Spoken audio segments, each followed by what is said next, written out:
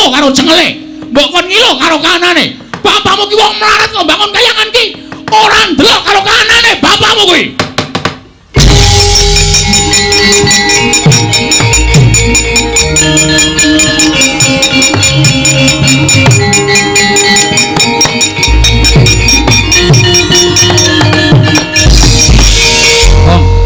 Nganggo sopan le. Kok njuruk ngadeg metenteng ngarepe Prabu Baladewa, Truk? Iki wis kelewat ukuran menungsa iki. Tegese piye? Sing dinyek udu aku neh, ning babe. Babe sapa? Babe Semar. Ayah. Ngono. Kamu Bagong kok nyebut kok ayah ora. Bapak Semar. Bapak ki wong sing paling tak hormati, Truk. Piyai sapa ngendikake bapak ki tangan tengene sing gawe urip. Mula sapa sing wani karo bapakne kuwi bakal entuk hukum sing ora ana pangapura selawase urip. Siji, bakal nampa rekoso uripe, angka loro lawanging kanugrahan ditutup. Wong urip ning donya iki nek lawanging kanugrahan ditutup, arep ngopo wisan? Wis ora duwe pengarep-arep apa-apa. Mula nek ngani bapakku dieceh karo Ratu Mandura sing jeneng Baladewa iki. Baladewa iki aku ora trima, Tru. Gong iki malah dadi geger kriwikan, dadi grojokan, geguyut, dadi tangisan. Nek kowe ora wani mulya. Mulya ana. Kalakonane dhewe nang kene. Edan malah nyemprot-nyemprot idune. Aku ora ngraup to. Hus. Prabu Baladewa. Nggih. Kowe aja sak kepenakmu dhewe ngono iki aku. Rada mundur sini, Pun. Iya. Mundur apa tak nesoni? Iya, Mas. Wis ngene iki ra wedi sapa-sapa. Karepmu piye? Kowe ngonekke aku kaya ngono. Karepmu piye kowe ngonekke bapak? Melek mripatmu kowe. Kowe ngonekke bapak wong sekeng gedhi bal 17, wong elek nyolok mripat tok sawang saka ngendi, ha? Aku wis ra nggo basa-basanan karo kowe. Percuma kowe tak basani. Wong kowe iki duwe derajat, duwe pangkat. Ning kowe ora ndek unggah-ungguh, ora ndek tata krama. Kowe ora mbasani karo Bagong. Monggo kudune kowe basa karo aku, tuwa aku mbangane kowe, ning kowe batur, ning aku wong tuwa. Gong, ben pokoke kudu tak luwih seru pokoke. Ana seru volumeku tak gedhekke. Terus saiki kowe ngecek karo bapak wong sekeng. Tak tonton saka ngendi aku tak takon. Kowe takon wong semene iki sing do kerep ndelok wayang. Kowe ngerti nek bapak iki ora wong kene, bapak iki dewa. Sang Hyang Ismanta ya, Tru. Ismaya, ha? Ismaya. Ismanta apa Ismaya? Ismaya. Oh, Ismanta tukang cukur. Ha iya. Sang Hyang Ismaya kuwi kakange Bathara Guru. Apa ta sambabe bapak kok medun ning jagat? Sebabe apa, Tru? Ambo.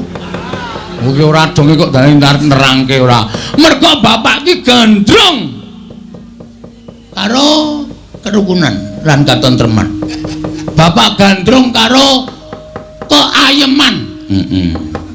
Bapak gandrung karo kerukunan ana ing jagat mo dadi dewa. Bapak ki nek gelem dadi dewa kae ning kayangan paling dhuwur.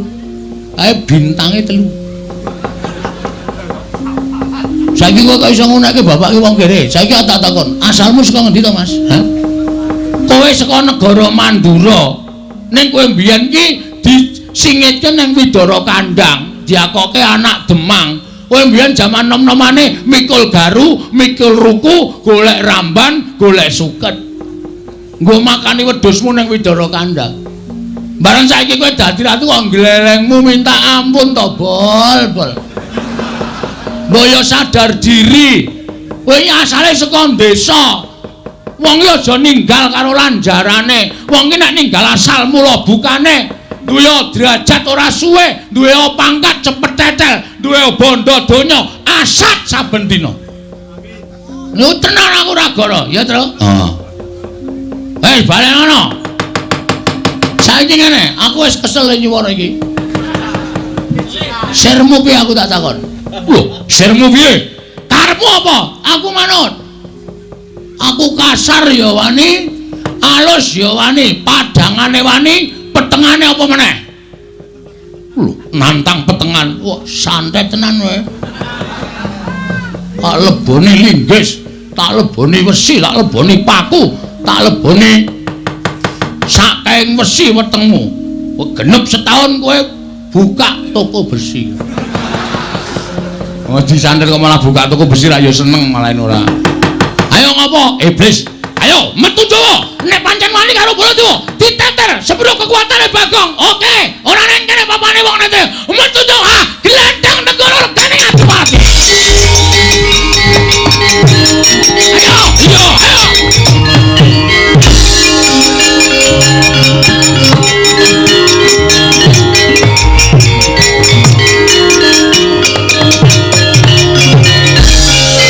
Bang, kok balik meneh? Aku menyaut cagak kuwi mau apa? Blogegku geku satu lit. Mal.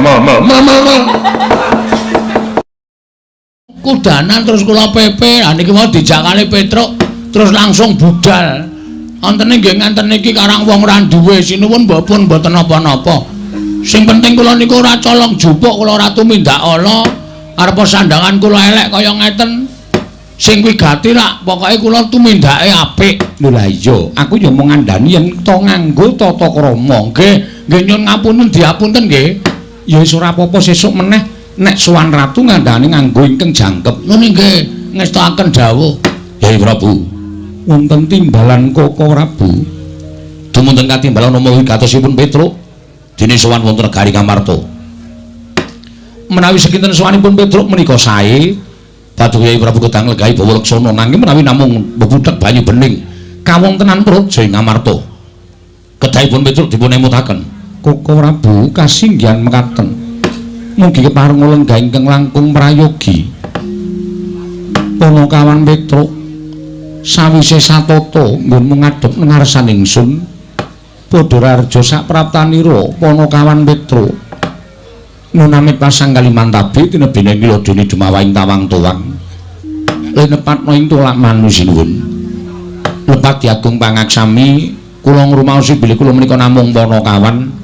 Kula menika namung batur, kula menika namung kawula andhap panggenan kula. Mila menawi wonten kiranging tata krami, kiranging unggah-ungguh nyuwun pangapunten sinuwun. Yuyu Petruk ora dadi ngopo. Wilujeng sowan kula bekti kula kunjuk. Panakawan ndak tampa pangestuku tampanana kula pundhika jimat paripe dayana ing kasantosan paring pangestu paduka Gusti kula ingkang sinuwun amawahana kabagyaning gesang kula. Iya Panakawan Petruk prayogakna niki sanget anggen kawula dadosaken jimat. Panakawan Bagong padha rarja sak praptamu. Pangestunipun sinuwun Prabu Darma Kusuma wilujeng bekti kula kunjuk sinuwun. Iya Bagong ndak tampa pangestuku tampanana Panakawan Bagong kula pundhika jimat paripe dayana ing kasantosan paring pangestu paduka amawahana kabagyaning gesang kula. Iya Bagong prayogakna nuni nggih sampun boten kirang prayogi pisuwan kula. Petruk kanthong bolong padha rarja sak praptamu. Sinuwun Darawati wilujeng bekti kula kunjuk. Pangestuku tampanana Petruk nuni nggih kula pundhika jimat paripe Panakawan Bagong padha rarja. Sinuwun Darawati wilujeng bekti kula kunjung nggih Den. Iya Bagong. Pangestuku tampanana Panakawan, kula pundhika jimat paripe dayana ing kasantosan. Panakawan Petruk padha rarja sak praptamu. Pangestunipun Ndara Baladewa wilujeng bekti kula kunjuk. Yo tak tampa pangestuku tampanana. Bagong padha rarja sak praptamu. Pangestunipun Ndara Baladewa wilujeng bekti kula kunjuk. Yo prayogakna. Nun nggih sampun boten kirang prayogi. Petruk, dalem Den, slamet tekamu. Wilujeng bekti kula kunjuk. Yo, pangestuku tampanana. Nun nggih, Bagong, dalem Den, slamet tekamu. Pangestunipun wilujeng prayogakna. Nun nggih, sampun boten kirang prayogi, Ndara. Panakawan Petruk, Bagong padha rarja. Ndara Janaka wilujeng bekti kula kunjuk. Ndara Janaka wilujeng bekti kula kunjuk. Iya, Panakawan prayogakna. Panakawan Petruk lan Bagong padha rarja. Ndara Kembar wilujeng Den bekti kula kunjuk.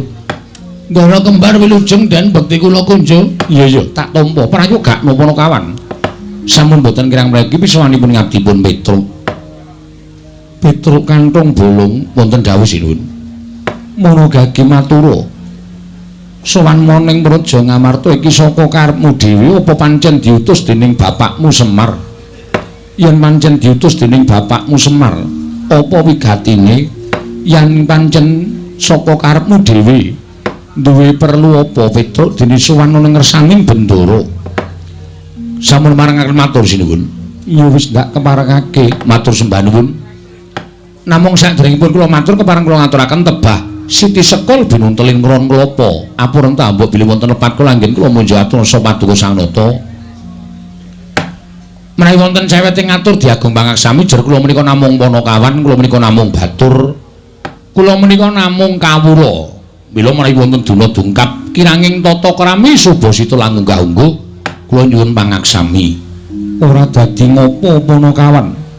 Mula diagi matur Petruk, matur sembah nuwun. Estunipun ngaten sinuwun, sowan kula menika mboten saking kajengan kula piyambak, namung kula menika dapur dipun utus dening Bapak Semar. Lan mugi andhatosna ing kawuningan sampun wonten kinten-kinten setunggal candra menika bapak niku kaya wong masuk angin ning waras. Kaya wong waras ning nek kula sawang kok kaya wong lara. Lire kepiye Petruk? Saben dina niku ming mogok-mogok teng ngajeng griya. Mboten mubah, mboten musik. Monggo pendak ditakoni ora tau wangsulan. Dedaharan sing diaturake ibu ngersaning bapak ora tau didhahar, unjukan ora tau diunjuk. Bapak niku nek kula sawang kaya nelongso atine. Mula suwe-suwe kula kalih Gareng kalih Bagong tumuli sowan ngersaning bapak. Nanjeke apa to wigatine? Kula matur ngersanipun bapak, Pak, eneng apa? Nek bapak kuwi ndek pinginan, nek bapak kuwi ndek kekarepan, saiki bapak paringa pangandikan karo anak-anak. Mergo sing jeneng wong urip ning alam padang ki cakra manggilingan. Biyen aku karo Gareng karo Bagong tok gula wentah. Ning bareng saiki anak wis padha mentas, anak kuwi duwe kewajiban mituruti kekarepaning wong tuwa. Ngoten niku. Bareng kula matur kaya ngoten niku bapak terus alon-alon niku gelem paring pangandikan. Iya Petruk, nggih. Krekel-krekel alon-alon terus paring pangandikan kali kula kali Bagong. Ngene le. Jane aku meneng wae iki ora kok perkara aku mikir kahananku dhewe ora. Luwih-luwih aku mikir kulawargaku, mikir-mikir anak-anakku ora. Wong anak-anakku ya wis mentas kabeh. Ning kowe ngerti, nuwun sewu lho kula menika ngoko mergo kula nirokke suwantene bapak. Iya Petruk ora dadi ngopo. Ning kowe ngerti Semar urip ana ing alam padang kuwi mergo aku gelem didapuk dadi menungsa. Nek aku biyen gelem dadi dewa, mestine uripku ora kaya ngene iki. Ning gandeng aku kuwi gandrung karo katentreman, gandrung karo kerukunan. Mula tinimbane aku dadi dewa ning Suralaya, luwung aku dadi titah minangka pamomong. Duwe kewajiban momong para satriya ing ngatetengen ati suci pepayung budi rahayu. Iya Panakawan. Aku ngomong mbahne Pandhawa wiwit Prabu Sentanu Begawan Palasara kuwi tak mong kabeh. Ning aku rumangsa seneng momong sing gawe tentrem atiku ning sing gawe kabagyaning uripku nalika aku momong marang para Pandhawa. Sebab Pandhawa ki pepethinganing para titah, pepethinganing para satriya sing ngateteken ati suci pepayung budi rahayu. Nggonku momong para Pandhawa tak ati-ati. Wiwit kuncung nganti gelung, wiwit jabang nganti craprang supaya besok Pandhawa ki dewasane dadi mustikaning para satriya. Dilalah kok kelakon.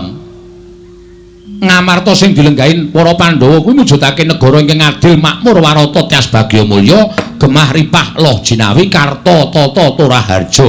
Kawula uripe padha ayem tentrem matsinamatan daya dinayan tunggal cipta rasa karsa lan karyane. Mula Ngamarta jaman semono kondhang negara ingkang panjang punjung kalukengrat ing bab apa-apane mesti kabeh padha meri marang negara Ngamarta. Iya Panakawan. Ning kok saiki ora kaya ngene ya, Truk. Kula terus matur, "Lah pripun, Pak? Ngamarta iki kok adoh sungsate karo biyen. Biyen kondhang negara kebak katentreman, biyen kondhang negara kebak karukunan." Ning saiki tontonen kawula Ngamarta sithik mboko sithik padha tetel kapercayane marang hukum, padha tetel kapercayane marang ratu Gustine, wekasan akeh kawula ingkang padha nggudel bingung numbuk bentus nggugu sak karepe dhewe. Sawangan kabar sumebar ngendi-ngendi gejegan, ngendi-ngendi padha bentak sirah, malah ngendi-endi ana paten pinaten mung perkara bab ingkang sepele, mentara karo sanak kadange, mentara karo mitra karuwe, luwih-luwih mentara karo sedulure. Kanan sing kaya ngene iki kok aku miris, Truk. Nek kanan kaya ngene iki tak nengke wae, Ngamarta kuwi ora nganti sak siring bawang, sak umuring jagung, sak uruping damar, mesti negara Ngamarta bakal rubuh remuk bubuk dadi rempon. Mergane apa? Kawulane wis rumangsa ora tentrem. Lah apa to sebabe kawulane kok rumangsa ora tentrem? Merga ana jarak ing antaraning kawula lan Ratu Gustine. Ratu Gustine ora gelem nyaket karang para kawula. Kawulane ora percaya karo Ratu Gustine. Lah menika papan-papan panembah ora padha diparani, papan-papan pasinaon ora padha diparani, sing diparani papan-papan maksiat. Mula Ngamarta saiki lagi tak arani anjlok morale para kawula. Merga wis ora ngerti rasa kamanungsan, wekasan akeh regejegan, akeh sing padha nggunakake hukum rimba sakarepe dhewe, mongko lali yen to melu sawijining negara ingkang duwe pernatan hukum ingkang wajib diugemi. Iya Petro, nggih. Nah, kanan sing kaya ngene iki arep tak dandani, Truk. Bapak ngendika ngoten.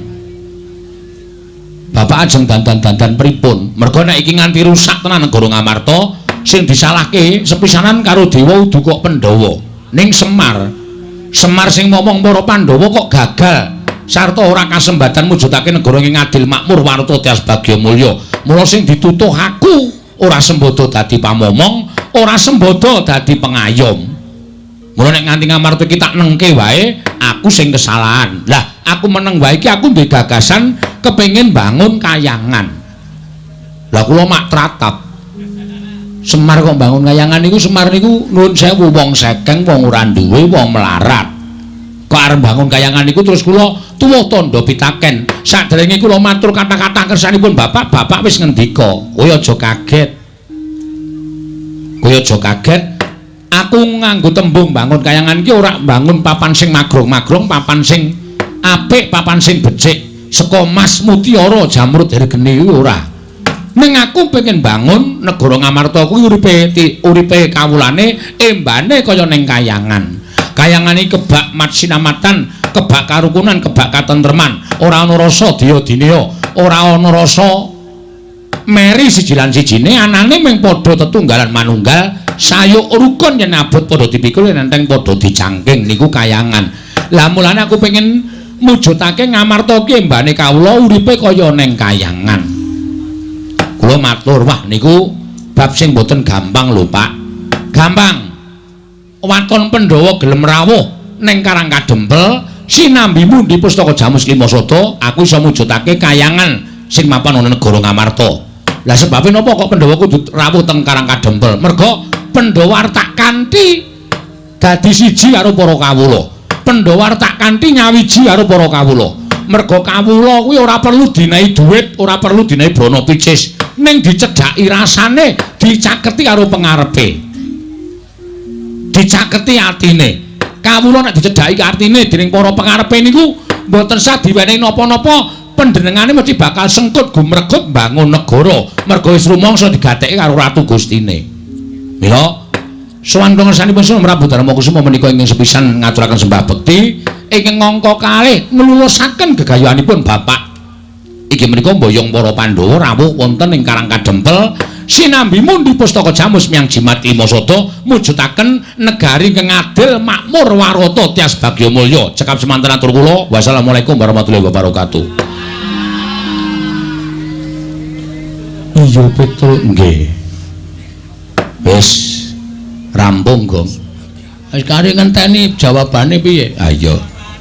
Menawi nganti Sinuwun Darma Kusuma kersa rawuh ning Karang Kadempel, awak dhewe ngaturake panuwun. Nek ora takoni alasane apa. Merga ya awake dhewe mbantu karo para Pandhawa iki ibarate sikil dienggo sirah, sirah dienggo sikil. Nek nganti mung diatur rawuh ning Karang Kadempel kok semaya gedhe-gedhene ora kersa kuwi.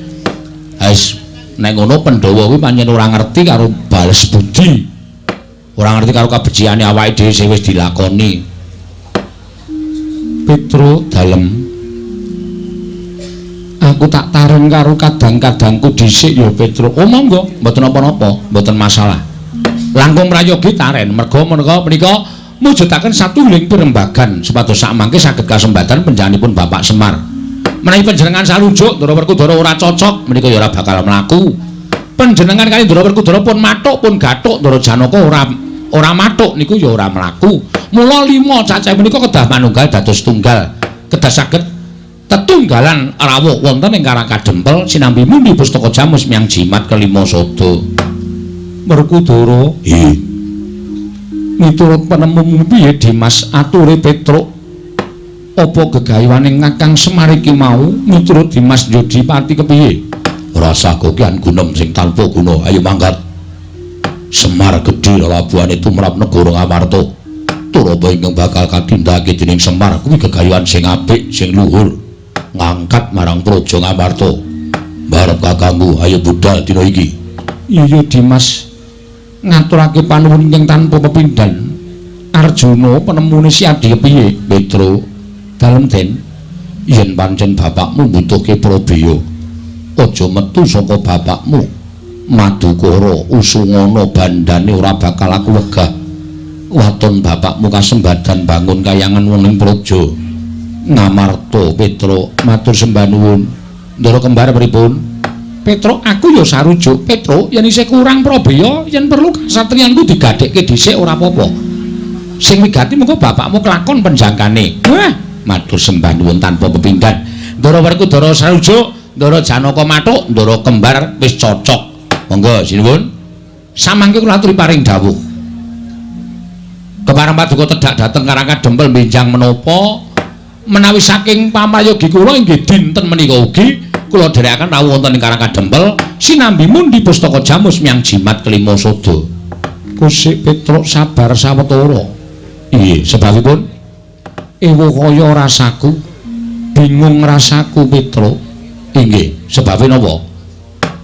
Krana sowanmu kuwi kalah dhisik karo Koko Prabu Ndarawati. Lho, Sinuwun Ndarawati. Iya. Sinuwun Ndarawati rawuh mriki menapa wonten wigatos?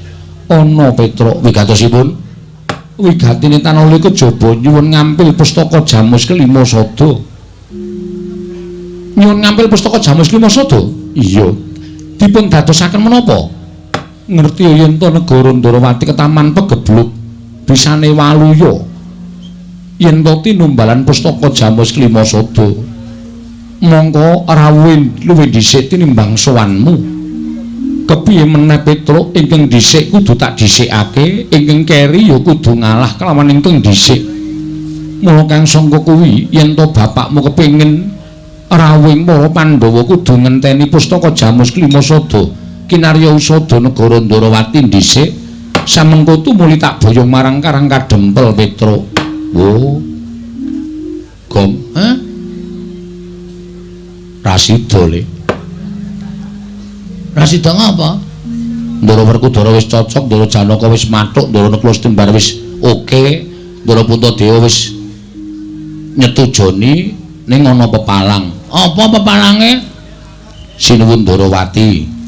Sinuwun Ndarawati ngapa? Rawuh mrene rak. Sinuwun Ndarawati iki minangka kadang wredane para Pandhawa. Gosek. Sinuwun Ndarawati iki ya duwe karep, duwe sedya. Sedyane nyuwun ngampil pustaka Jamus kelima sada. Arga ngapa e? Ndarawati ketaman pegebluk bisane waluya nirmala temah jati yen to tinumbalan pustaka Jamus Myang Jimat kelima sada. Piye? Monggo awake dhewe le sowan kalah dhisik karo Sinuwun Ndarawati. Mula Sinuwun Puntadewa kudu nunggu Bawaksana. Sing dhisik didhisikake, sing keri ya kudu keri. Mula awake dhewe saiki ora iso piye-piye anane ming nimba bali matur karo bapak. Sik, aja kesusu. Aja kesusu piye? Kene aku sak sing matur, gentenan. Gentenan. Wis ta mundira? Oh iya, iya. Ning ora gawe masalah lho, Kang. Ora iki mung genahke kok. Nek ora tak genahke ndak rampung-rampung. Ya. Oh iki goblok kok ora. Mundur ana? Ya, mundur. Ning aku wis weling karo kowe aja gawe masalah. Ora, aku mung arep takon karo Sinuwun Prabu Darmakusuma. Ya. Masalahe apa Sinuwun Kresna kuwi pengen nyilun ngambil pustaka Jamus kelima sada? Ya. Sing tata krama lho. Siap. Ya. Nuwun sewu sinuwun. Iya Bagong eneng apa? Ajeng nyuwun prisa. Arep takon apa? Sinuwun Ndarawati nyuwun ngambil pustaka Jamus Limrata kangge menapa? Dinggo tumbal wadaling praja ing Ndwarawati. Ingkang wigati bakal kinarya tumbal wadaling praja Bagong. Nuwun sewu, kanggo tumbal Ndarawati kenging napa? Kena pagebluk. Akeh kawula ingkang esuk lara sore mati, sore lara esuk ketiwasan Bagong. Pun kula tampa pangendika sampeyan. Ning niki kula entuk ngrembug perkara Sinuwun Ndarawati napa mboten? Ya wis sakarepmu Panakawan. Nek entuk ajeng kula jelaske. Ning nek mboten napa-napa, kula nyuwun palilahipun Sinuwun Prabu Darmakusuma. Jalaran panjenengan menika nuwun sewu, Nalendra negari Ngamarta ingkang jenang wenang jenange bor dhateng kawontenan Datulaya. Sira arep matur apa Bagong? Namung atur keterangan. Iya, matur keterangan sing kepiye? Nuwun sewu nggih.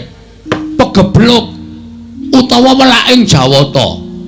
Niku nuwun sewu, niku diparingke sing gawe urip dhateng papan sing pancen menungsane niku ora iso dikandhani. Tegese kon manembah ora gelem manembah, kon tumindak apik ora gelem tumindak apik. Niku dewa mesti paring pagebluk kalih papan niku. Sranane digawe napa mawon, larang sandang, larang pangan, ketukulan ditandur ora tukul. Niku sing gawe Gusti. Iya. Nah, sakniki kula aturi metung sinuwun. Nalendra Lenggah Siniwaka menika nuwun sewu, sampun ngantos gampil gugu dhateng aturipun sinten kemawon. Mboten mawas menapa menika pepunden, mboten mawas menapa menika Nayaka lan Punggawa, kudu dipetung nganggo nalar sing ganep. Lire piye Bagong? Saniki kula tak takon. Ngastina niku sing dadi Ratu Prabu Duryudana. Sak urawane, teng mriku enten Sengkuni, teng mriku enten Durna. Niku menungsa pendak dina do gawe dosa. Iya. Ning rak kok ora ketaman pegebluk. Kok ayem-ayem mawon, kok tentrem-tentrem mawon. Terus saniki kula tak nyuwun besok karo sampeyan. Negara sing ratune Titis Dewa niku negari pundi? Negara Ndwarawati. Betul. Negara sing ratune Titis Dewa niku negara Ndwarawati. Iya, Panakawan Bagong. Titising Sang Hyang Bathara Wisnu. Saiki negara sing ratune Ratu Lumrah, ora Titis Dewa, ora ketaman pegebluk. Kok negara sing ketunggon Ratu Titis Dewa kok ketaman pegebluk niku nuwun sewu. Napa ketemu nalar? Apa ketemu ngakal? Monggo sing dadi Ratu Titis Dewa lho. Lah niki, enten niki panjenengan niku aja gampang percaya. Ratu niku nek gampang percaya morat-marit negarane. Ratu niku nek ora nggunakake paningal batin, ming paningal lair tok, morat-marit negarane. Saniki ketemune ngeten mawon. Ketemune piye Bagong? Nuwun sewu, jaman sak mangke menika aja percaya karo wong sing paling cedhak kali panjenengan, aja percaya karo kanca sampeyan. Nuwun sewu rencang sampeyan. Merga ana tetembungan kedung jero iso dijajaki, ning atine menungsa sapa sing ngerti. Niki akeh sing kanca tegel karo kanca, sedulur tegel karo sedulure dhewe, merga mung kepengin kedurungan derajat pangkat, merga mung kepengin kedurungan bondo donya. Niku lho, Den. Mula panjenengan kudu menggalih babakan perkara niku. Nuwun sewu, saniki pertanyaannya, ya nek iki Kresna tenan, nek udu ayo. Nek udu Kresna, terus pustaka Jamus Klimasada digawa nata Ndarawati, digawa teng negara Ndarawati. Dinggo tumbal niku apik-apike mung dipendhem. Monggo dipendhem niku ora bakal bali meneh. Monggo pustaka Jamus Klimasada menika panggesanganipun para Pandhawa. Menika panggesanganipun para kawula sak negara Ngamarta. Nek nganti Pandhawa koncatan pustaka Jamus Klimasada, wong sing ora seneng karo para Pandhawa, arep gawe kampitunaning Pandhawa, arep gawe cilakaning Pandhawa, niku bebasan angel mijet wae ngranti suwe banyu sinaring. Monggo pusaka wis kebaca dadekke tumbal. Sampeyan wis ora duwe pusaka Jamus Klimasada, wong sing ora seneng karo Pandhawa, gawe cilakaning Pandhawa gampang. Goleki Kresna sing gawa wis ora ana, merga nuwun sewu niki mung gaweane wong. Napa sampean mboten percaya, mboten cilaka? Iya Bagong. Nggih, mula nuwun sewu lho, kula ora arep obong-obong siji lan sijine. Ning niki benerke kahanan supaya kabeh menika iso kelakon ora ana sing dirugekke ngoten. Ning nek Semar niku karepe Pandhawa rawuh 5 cacahe teng Karang Kadempel. Ora ndek niat napa-napa. Pandhawa ora pisah karo Pustaka Jamus Limasada. Lah tegese Semar niku pancen ngerti nek Pustaka Jamus Limasada niku ora bakal pisah karo para Pandhawa. Ning nek pusaka mangparingke Sinuwun Darawati menggo tumbal wis ta, yakin ora mulih pusaka. Niku yakin kula mboten ajeng aja-aja ora bakal bali teng tanganing para Pandhawa. Pandhawa kelangan Pustaka Jamus Limasada. Nah, wong sing ora seneng karo para Pandhawa, gawe cilakaning Pandhawa, angel mijet wae ngranti suwe banyu sinaring. Saniki ngeten Sinuwun. Niku terserah sampean. Ajeng mangparingke Sinuwun Darawati napa kula kalih Petruk niku monggo. Ning kula suwun kula nyekeli aturipun Bagong. Kula aturi gatosaken aturipun Bagong. Mang petang-petang teng penggalih panjenengan. Bener sapa? Ngoten. Apik mangparingke Sinuwun Darawati napa apik mangparingke Bagong? Niku teng lambe ati sampean. Nek apik mangparingke Kresna nggih mangparingke Kresna, nek apik mangparingke Bagong nggih mangparingke Bagong. Ning nggih niku nek diparingke Kresna menggo tumbal, nek diparingke Bagong ora pisah karo para Pandhawa prapteng Karang Kadempel. Ngoten mawon. Ngantos-antos lho. Saniki akeh wong nyewake sandangan wayang wong. Nek nganti niki panjalmaning menungsa sing niate menghargai rusak negara Ngamarta terus nyilih nyewa sandangan wayang wong wujude Kresna mengargo apus-apus, wah sampean cilaka. Yakin niku kula mboten gawe-gawe.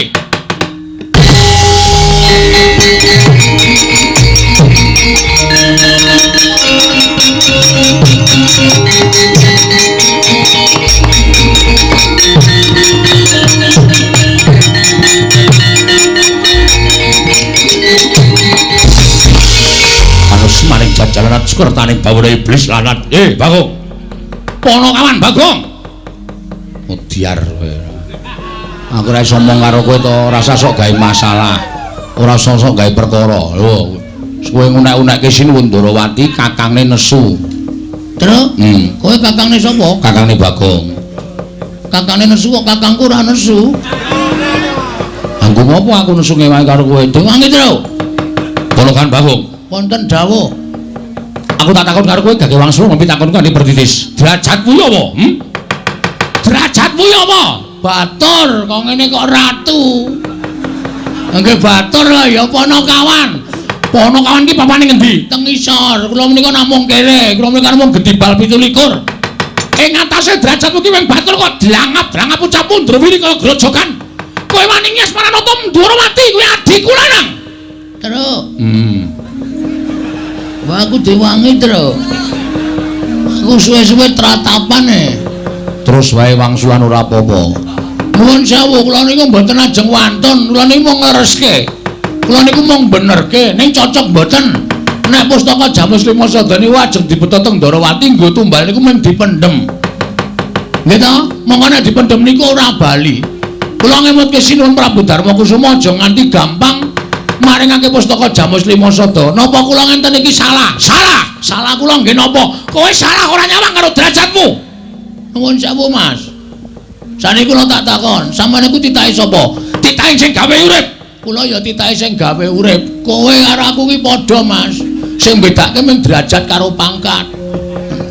Ngoten. Nek di mata Tuhan kita itu sama. Sama-sama manusia, aja sok tumindak kaya ngono kuwi, aja sok ngelokke kowe kere, kowe Gedibal, kowe iki mung welek nyolok mripat, dosa, Mas. Tandane dosa sampean aja gagas kaya ngene iki, aja ngunekke kawula sing elek kaya ngene iki, aja ngunekke kawula sing ringkih kaya ngene iki. Sampeyan iso dadi ratu niku mergo tak coblos rai sampean. Gong, kowe le omong malah dadi masalah iki. Cerewet kowe meno. Untal dasmu sisan. Kon ngewangi ora gelem malah meden-medeni wis kowe cengok. Alah denane bacot wani ya bacot nyemplung kali. Wis terus ya mung kari ndodok. Lho. Kok mengkari ndojok piye ora? Samane ngunanae karo Bagong kleru. Napa kula kluput, kula ngemutke ratu Gusti kula. Napa kula kleru, kula ngemutke ratu Gusti kula. Prabu Puntadewa niku ratu Gusti kula. Nek ratu Gusti kula enten napa-napa nganti cilik lara gedhe mboten wonten terus sing mbayari kula ben sasi sapa? Kula wajib ngemutke ratu Gusti kula sing kleru. Apa kaya ngene iki dianggep salah? Salah perkara derajat pangkat, derajate nggon endi, pangkate nggon endi? Kula tak takon karo sampean. Sapa-sapa arep digetak, sapa-sapa arep digetak. Dumeh dadi ratu galak. Tangger iki wis saiki ayo. Muni ya. Ombo-ombonan cangkem. Ombo cangkemku kasih. Sero suaraku wong. Lho, ora lho iki tenanan. Sing tau nek kowe meneng wae kok kakangne nesu-nesu iki ngopo? Mergo aku tresna karo adikku lanang. Terus? Kowe tresna ora karo aku? Nek kowe tresna kowe muni ngono iki, Tru. Men aku marem, Tru. Amoh, oh setan iki. Ora gelem muni ngono to? Ora. Kowe wani ngasmane Kyai Prabu Ndrawati padha karo wani karo Nata Mandura Prabu Baladewa. Kowe wani ngelari jajane Kyai Prabu Ndrawati padha karo kowe wani karo Nata Mandura Prabu Baladewa. Kowe ngilo karo kahananmu. Ing ngatasi Semar lan bangun kayangan iki Semar iki derajate apa jiwa aku tak takon. Semar iki derajate apa? Aku tak takon kok wani bangun kayangan. Kowe ora gagas to, kowe iki ora ngerti sejarah iki, Mas. Lho, kowe ora basa karo aku, tak basanono wong sampean wis ora ngajeni karo aku. Sampeyan karepa dadi Nalendra, nek karo para kawula ngajenono. Kowe aja gleleng dadi ratu kowe. Kowe aja gaya dumeh lungguh kursi sing dhuwur. Ning aku nek gelem nglumpukke masyarakat tak jak demo telung kejeping paningal rubuh saka kursimu kowe. Aja sangunek-unekke masyarakat cilik kaya ngene iki tandani. Sampeyan iso gedhangkrang sila tumpang ning kursi iki mergo tak coblos, mbaya sembodo. Biyen sampeyan ling beseli aku pira tok kon dadi tim sukses, ha? Karo tok janjen-janjeni kene iki sesuk tak bangun aspal, tak aspal kene esuk tak cor, kene esuk tak nehi toilet. Kabeh ya ming telek. Nek magang iki kaya janjine kaya dara kekalangane nek wis dadi lali miceng mripate. Wong sabar, Gong. Ora sabar, ana ngene iki. Ora wedi lho sawa-sawa terus. Ya wis. Aja tak eleke. Ya. Aku meleh, Tru. Lah ya engko gampang. Kanggo bengok-bengok sedelo wis teng krujuk ya weteng. Ya rasa bengok-bengok ora. Mau mangan urang. Oh. Glepunge tok ya ora apa-apa. Lajeng napa sampean? Arep pripun? Lajeng takon ngejak apa sampean? Wis rasa kekian gunung saiki iki Bali. Nun, saiki iki Bali. Bali piye? Ora samboyong Mendowo, Bali. Kowe ora wedi karo aku. Kowe ora wedi karo aku. Yen nganti aku iku nesu, ana para kawan tak glantang nenggala, kowe mati. Salah, sampean salah. Salah, Mas. Pati uripe Bagong ora ning tangane Baladewa. Apa kowe punane sing gawe urip apa piye? Hah? Mulane aku nang ndi-ndi iki ora tau klamben, mergo aku wong ora tau wedi mati. Mati uripe manungsa iki ora gumantung karo kahanan apa wae, ning gumantung karo sing gawe urip. Arepa sampean duwe nenggala, arepa sampean membanggakan bahwa apa Gong? Bahwa nenggala niku ampuh niku ora tumrap sampean. Ning ampuh ing pusaka, ampuh ing ngaji-aji menika nek diridhoi karo Allah Subhanahu wa taala. Nek Gusti ora ngeparengake pusakamu ki ampuh, ambok tok tamake apa-apa ora bakal ampuh. Ngono? Ya jalo piye tokno nek ora percaya. Nek iso mlebu nang wetenge Bagong berarti aku dipesthekke mati saka tangane Prabu Baladewa. Nek Bagong ditamani nenggala ora apa-apa, kewirangan kowe bol. Bol piye? Jenengmu sapa? Baladewa, tundang bol kok ora gelem. Apa kon ngundang boyok ngono? Dhuwure bol jengkulmu ora. Angkem ora. Wah. Ngono kok ora di karo Baladewa. Ora mboten wedi karo sampean. Bebasanipun ngaten sinuwun. sak kranjang koprak ngendikaning Prabu Baladewa kula lebetke kuping kiwa tak tokke kuping tengen ning sekelima ngendikaning Sinul Prabu Duryudana lho Puntadewa Gong wah Puntadewa lali bakal kula agem badhe kula agem lan badhe kula estaaken dawuhipun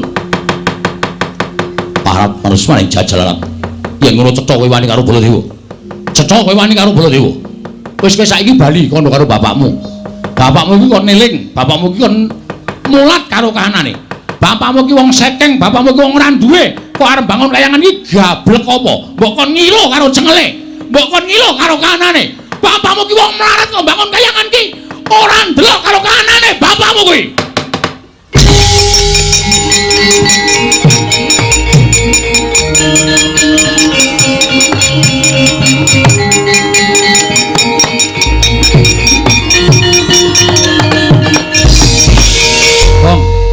nganggo sopan le kok njur ngadeg metenteng ngarepe Prabu Baladewa truk iki wis kelewat ukuran menungsa iki tegese piye sing dinyek udu aku neh ning babe sapa babe Semar ayah ngono ame Bagong kok nyebut kok ayah ora Bapak Semar bapak ki wong sing paling tak hormati truk piyai sapa ngendikake bapak ki tangan tengene sing gawe urip mula sapa sing wani karo bapakne kuwi bakal entuk hukum sing ora ana pangapura selawase urip.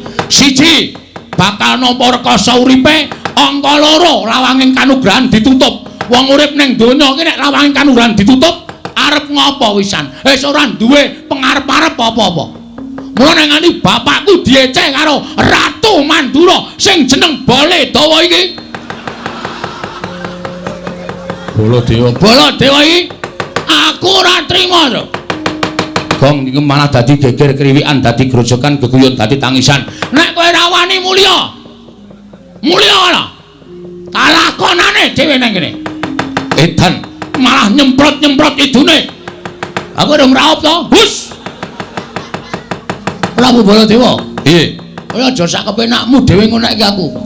Rada mundur sini, Pun. Iya. Mundur apa tak nesoni? Iya. Wis ngene iki ra wedi sapa-sapa. Karepmu piye? Kowe ngonekke aku kaya ngono. Karepmu piye kowe ngonekke bapak? Melek mripatmu kowe. Kowe ngonekke bapak wong sekeng gedhi bal 17, wong elek nyolok mripat tok sawang saka ngendi, ha? Aku wis ra nggo basa-basanan karo kowe. Percuma kowe tak basani. Wong kowe iki duwe derajat, duwe pangkat. Ning kowe ora ndek unggah-ungguh, ora ndek tata krama. Ora mbasani karo Bagong. Monggo kudune kowe basa karo aku, tuwa aku mbangane kowe, ning kowe batur, ning aku wong tuwa. Gong, ben pokoke kudu tak luwih seru pokoke. Ana seru volumeku tak gedhekke. Terus saiki kowe ngecek karo bapak wong sekeng. Tak tonton saka ngendi aku tak takon. Kowe takon wong semene iki sing do kerep ndelok wayang. Kowe ngerti nek bapak iki ora wong kene, bapak iki dewa. Sang Hyang Ismanta ya, Tru. Ismaya, ha? Ismaya. Ismanta apa Ismaya? Ismaya. Kuwi Ismanta tukang cukur. Ha iya. Sang Hyang Ismaya kuwi kakange Bathara Guru. Apa ta sambabe bapak kok medhun ning jagat? Sebabe apa, Tru? Ambo. Kuwi ora donge kok dadi nerangke ora. Mergo bapak ki gandrung karo kerukunan lan katentreman. Bapak gandrung karo keayeman. Bapak gandrung karo kerukunan ana ing jagat moh dadi dewa. Bapak ki nek gelem dadi dewa kae ning kayangan paling dhuwur. Kae bintange 3. Saiki kok iso ngunekke bapak ki wong kere. Saiki tak takon, asalmu saka ngendi to, Mas? Hah? Kowe saka negara Mandura. Ning kowe mbiyen ki disingitke ning Widara Kandang. Diakoke anak Demang. Kowe mbiyen jaman nom-nomane mikul garu, mikul ruku, golek ramban, golek suket. Nggo makani wedhusmu ning Widara Kandang. Bareng saiki kowe dadi ratu kok glelengmu minta ampun to, Bol. Mbok yo sadar diri. Kowe iki asale saka desa. Wong iki aja ninggal karo lanjarane. Wong iki nek ninggal asal mula bukane duwe derajat ora suwe, duwe pangkat cepet tetel, duwe bondo donya asat saben dina. Niku tenan aku Ragara, ya, Tru? Heeh. Hei, bali ngono. Saiki ngene, aku wis kesel nyuwara iki. Sirmu piye aku tak takon? Lho, sirmu piye? Karepmu apa? Aku manut. Aku kasar ya wani, alus ya wani, padangane wani, petengane apa meneh? Lho, nantang petengan. Wah, santai tenan wae. Tak leboni linggis, tak leboni wesi, tak leboni paku, tak leboni saking wesi wetengmu. Genep setahun kowe buka toko besi. Oh disandel kok malah buka toko besi ra ya seneng malah ora. Ayo ngopo? Iblis. Ayo metu Jawa. Nek pancen wani karo Baladewa, diteter sepuro kekuatane Bagong. Oke, ora neng kene papane wong nete. Metu Jawa. Gelandang negara regane adipati. Ayo, ayo, ayo.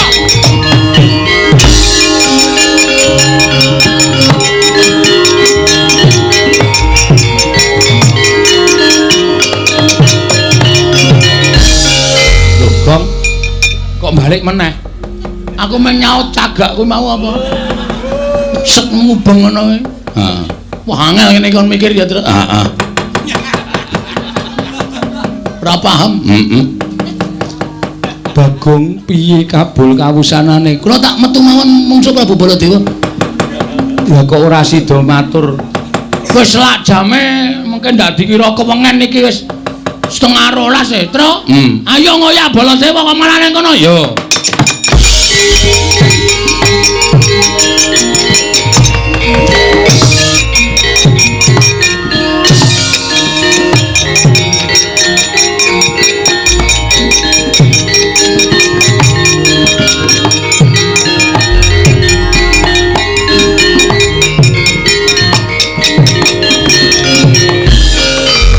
Gong apike supaya aja nganti dawe gegeran. Awak dhewe ngalah wae ayo mulih matur karo bapak nek awak dhewe ora sida mboyong para Pandhawa ingkang sinambi mundi pustaka Jamus Klimasada. Iki tak sawang saka kadohan sinuwun Mandura licik. Licik piye, Tru? Ora wani temandang dhewe ngadoni awake dhewe ning tak sawang ngawe anak-anak Pandhawa, Ndara Antarja, Ndara Karikaca, Ndara Antasena. Kuwatire ngatiku nek dandang dikandhake kuntul, kuntul dikandhake dandang. Artine apa kuwi? Artine kasunyatan dikandhake beda karo sing wis kelakon. Iki mesti awake dhewe digawe luput karo Sinuwun Mandura dikandhake awake dhewe dadi wong kleru. Anak-anak Pandhawa do ngoyak karo awake dhewe nek nganti wani kowe karo aku malah cilaka. Siji, ora ngerti tata krama ing atase batur kok wani karo Bendara.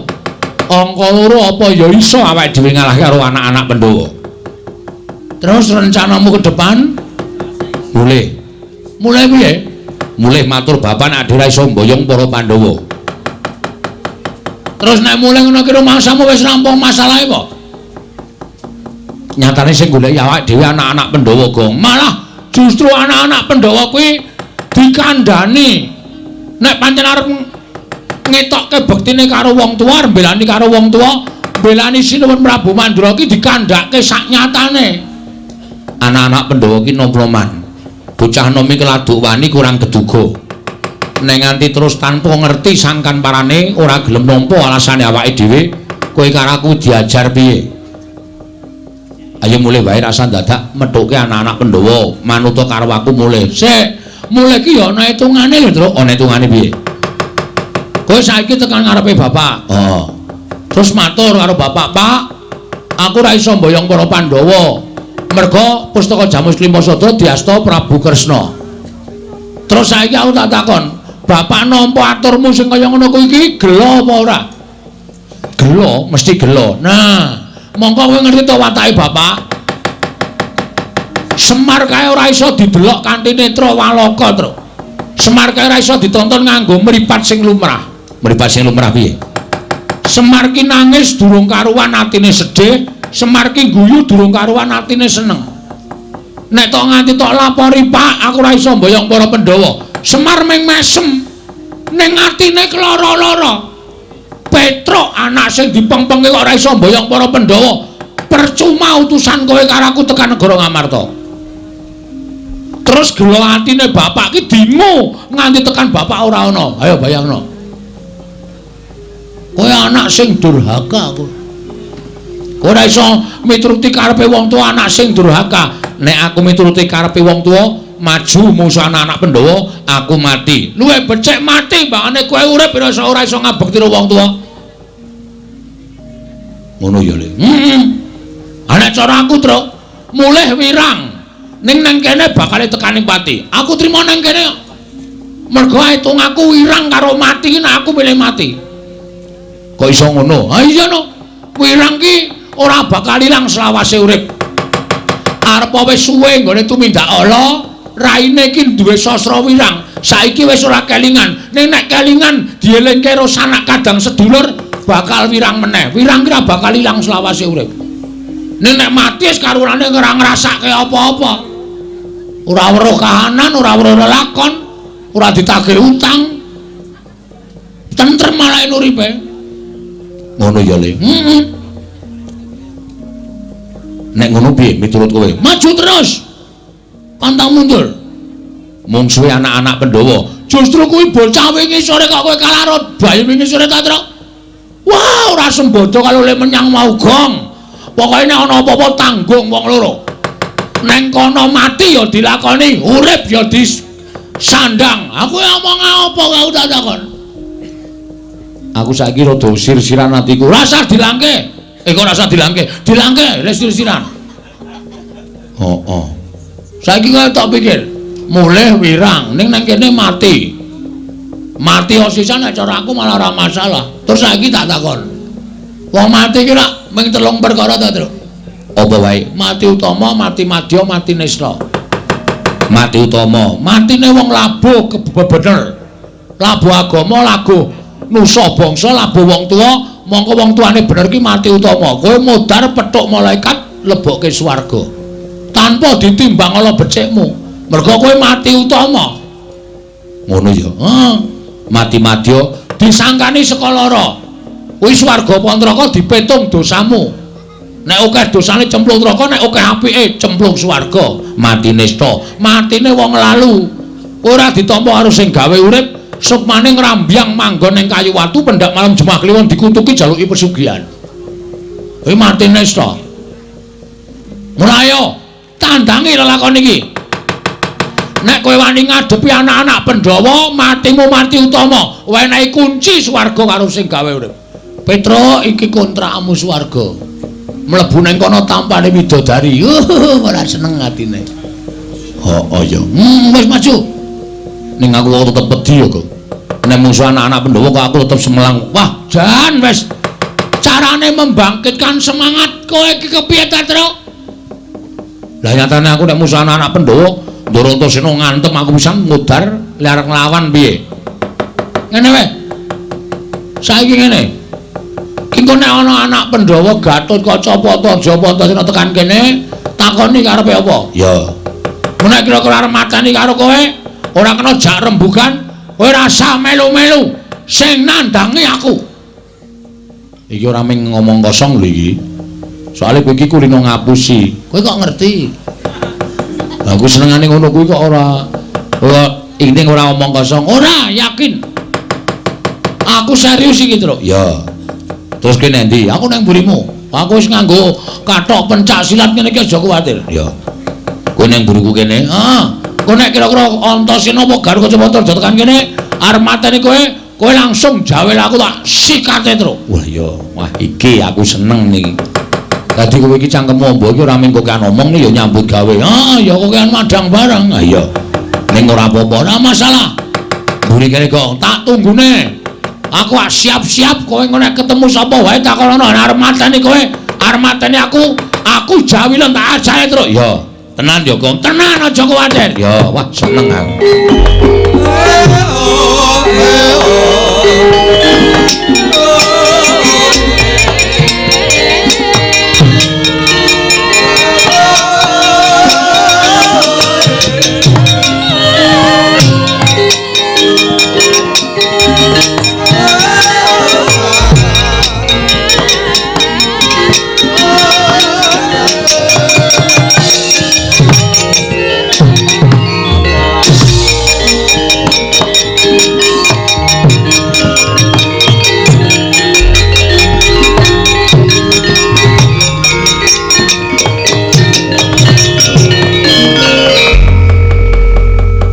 nuntut lamun katututan lamun mangsa prawira tiktaya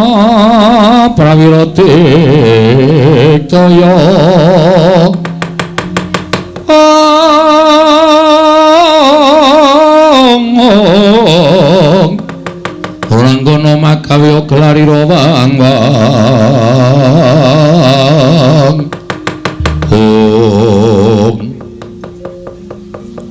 toto gong tak takonane ngono kira-kira arep mateni awake dhewe kowe tak jawil siap rasa kuwatir aku tak mikir jurus oh iya Ndara Antasena iya Tru rawuh mriki kok sajake nawung duka enten apa Den Pandhen Kepara Nyata kowe tak takoni ngaku ya Tru nggih kula mboten ajeng goro kalih pepundhen ternyatane sampeyan niku bendara kula mboten ajeng goro Tru kowe tak takoni nggih kowe wani karo Siwa Mandura iya oh nggih lha pripun to yen kowe wani tenan karo Siwa Mandura aku dikongkon karo Siwa Baladewa kon goleki karo kowe kon bondo tangan utawa ngrincung sikilmu nek kowe ora gelem nek kowe bangga aja nglakon dosa aku yang bakal mula sara karo kowe mula mapano tak bondo tangan tak krincung sikilmu dina iki Petro mangriyen to dirembuk sik perkarane rasa dadak rembukan perkara kowe wani karo Siwa Mandura padha karo kowe memirang marang pasuryaning para pepundhen Pandhawa memirang karo anak-anak Pandhawa kowe abdi sing ora ngerti tata krama abdi sing ora ngerti unggah-ungguh kowe mirang-mirangke pepundhen Pandhawa mongko manut tak bondo tanganmu tak krincung sikilmu Petro ayo gong ayo gong sik wetengku lara aduh wetengku lara banget lah terus piye iki sik lara tenan iki lara sak dhuwur-dhuwure barang gitu oh apa waduh tekan pulung ati ya Tru rasane asam lambungku munggah iki ya rasa mikir werna-werna kanane kaya ngene kok tak mikir werna-werna asam lambungku munggah tenan jangan omong-omongan sih Tru iya mun asmari tak gebukane iya siap Nino siap mangriyen Den perkara kula ajeng mangcekel monggo ning nuwun sewu sing jeneng wong niku adil-adile nek sampeyan niku nampa pelaporaning Ndara Baladewa ning ya sampeyan nampa atur kula tegese loro-lorone disuwuni keterangan nek pun keterangan loro-loro niku pun mlebu teng sampeyan mangsaring sing bener sing pundi sing puput sing pundi perkara Petro ajeng mang boto bandanen Petro ajeng nglebokke pakunjaran manglebokke pakunjaran mboten napa-napa mboten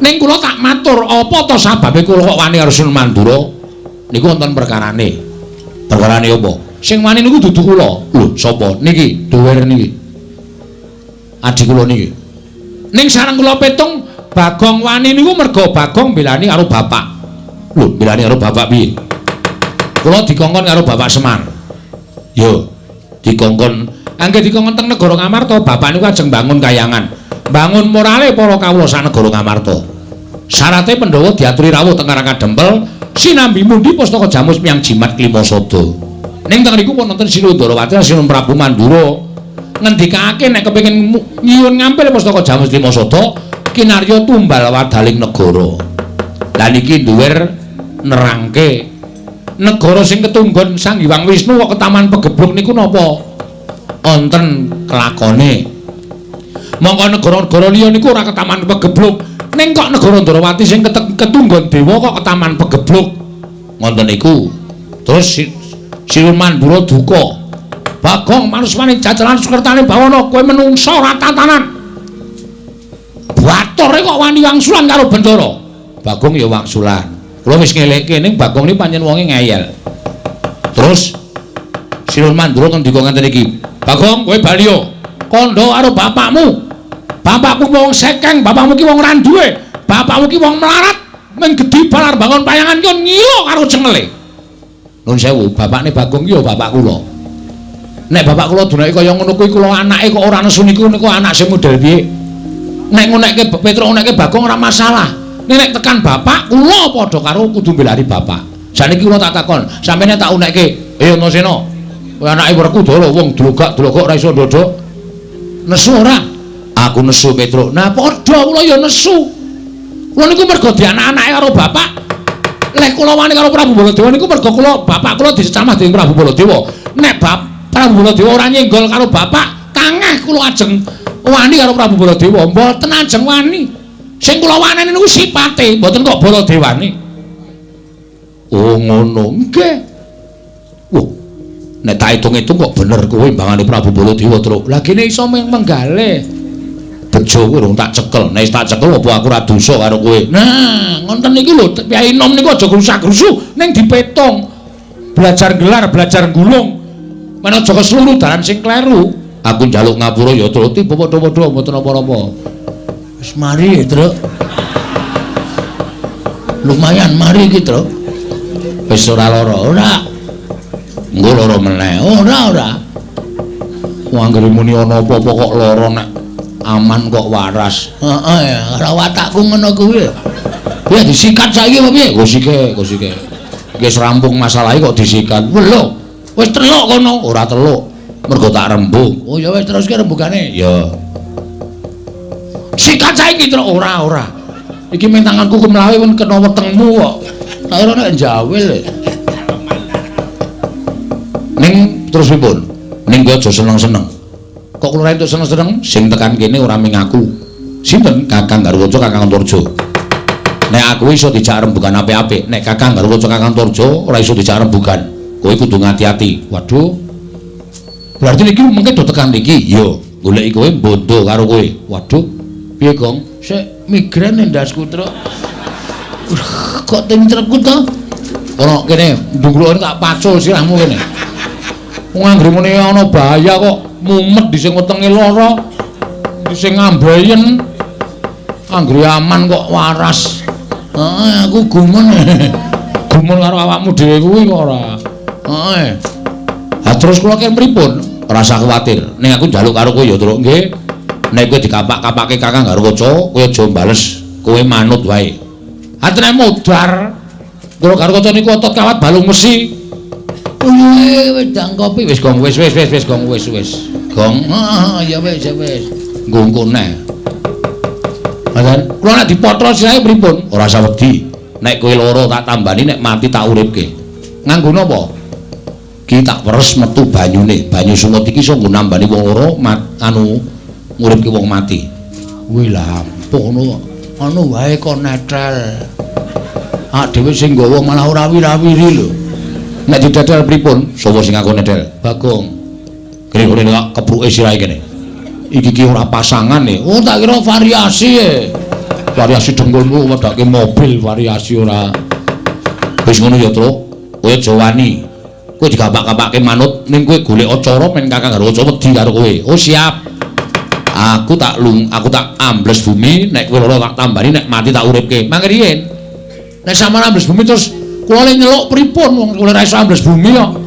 Bagong kon gedruk lemah ping 3. Oh nggih. Engko aku metu. Oh nggih, siap ya, Gong. Nek aku lara kowe gedruk lemah ping 3. Oke, nek perkara gedruk kok ndang. Dune ora kuwi ora gedruk lagu. Gedruk lemah ping 3. Oh iya. Wis ngono ya, Truk. Nggih. Aku tak ambles bumi. Oke. Wis Gong, pokoke beres awak dhewe bakal ora. Ngopo Bagong? Ming jajal kok, Mas. Asem ora. Angko nek digedruk ora metu? Ha iya. Diwasne gedruk mempeng ora metu to? Lah ya isin aku. Ha iya. Wae dindani nang ngene terus karo kanca, Gong. Heeh. Mbok kowe ganti sing biasa wae kono, Gong. Sing Bagong biasa. Ah, ora. Aku nganggo iki wae sumuk banget ya awane. Adem kaya ngene kok sumuk. Sumuk aku. Oh iya. Dindane ndoro karo kanca nek tekan kene takone apa wigatine. Wae ora usah wedi, kok tak gedroke ping 3. Men Ndara Antasena jedul. Ya.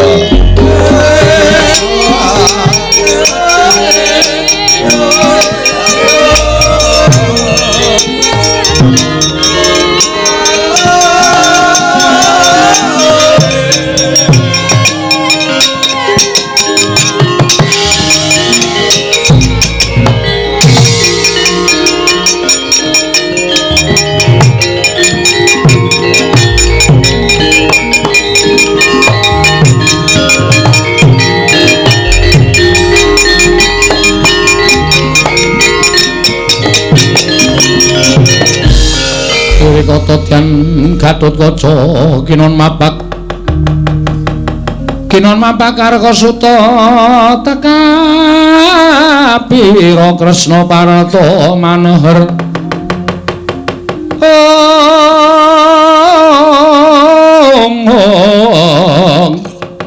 Parta maneher sakti nara ing ujaran wang-wang semunggar cita ing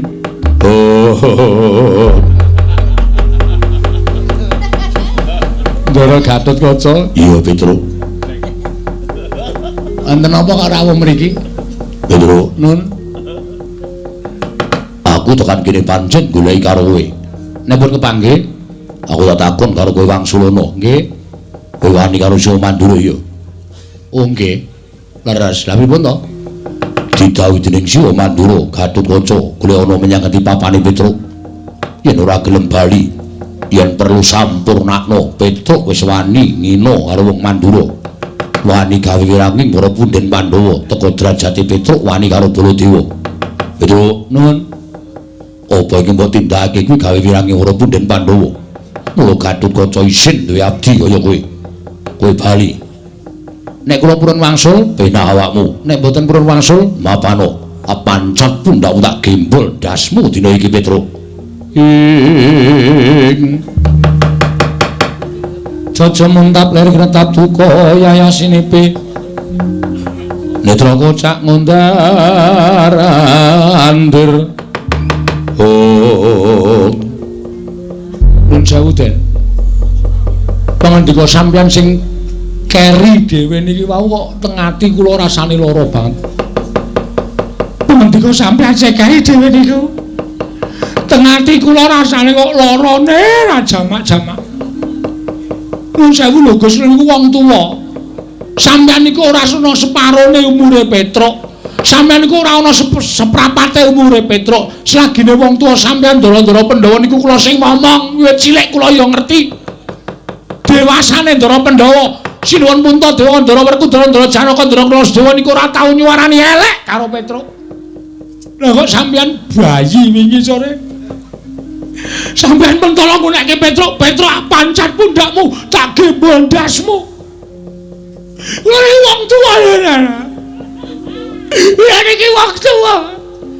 Kok malah nangis, Truk? Cerewet meneng wae kowe. Lha iki wong gerang. Umur kula wis pinten-pinten abad. Kula niku ora tau disuarani elek karo sapa wae. Nek sampeyan pancen mentolo mateni Petruk, mang mateni. Lha sak dadaku kan gunem. Mang mateni mboten apa-apa. Engko mang potol sirah kula. Mang potol Den.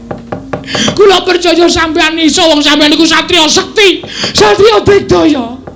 Sampeyan tau dadi dijedi teng Kawah Candra Timuka. Sing ngetutke sapa? Kula teng pinggir kawah. Nganti sarung kula kobong. Mergo kula ngetutke sampeyan, kula tau njaluk ijol, ora tau. Niki netepi kewajiban kanthi lahir batin. Ning bareng dewasa sampeyan mung dilapori karo Prabu Baladewa. Nek Petruk tumindak kaya ngene ora gelem nampa keterangane Petruk. Kok terus ajeng mentolo mateni karo Petruk. Mboten napa-napa. Mboten napa-napa mang mateni Petruk. Santai wae, Truk, santai wae. Ora ngrekoso-ngrekoso ta, Truk. Suarane dingku sesuk bengi, sesuke bengi, sesuke bengi, sesuke bengi. Lho ati kula nek cara sampean kaya ngeten iki. Nggo mang pateni kula. Mang pateni pun mang potol. Mang potol niki kula drat-dratane tenggen guru niki. Sampeyan mateni karo Petruk, nyawane Petruk munggah teng kayangan, teng swarga ketemu karo Prabu Pandu. Sampeyan ngerti Prabu Pandu sapa? Kanjeng Hyang. Nah, kene paham. Prabu Pandu takon karo Petruk, Petruk kok wis mati? Nggih, pun tek batrene. Sapa sing mateni, Truk? Sing mateni putu sampeyan. Lho, putuku sapa? Anake Ndara Werkudara sing nami Raden Gatotkaca.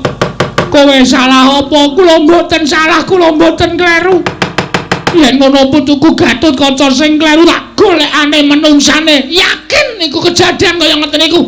Merga Prabu Pandu simbah sampeyan niku arepa ratu ning jagat, ning tresna karo Petruk, ora tau nyuarani karo Ndara Petruk Ndara. Yes.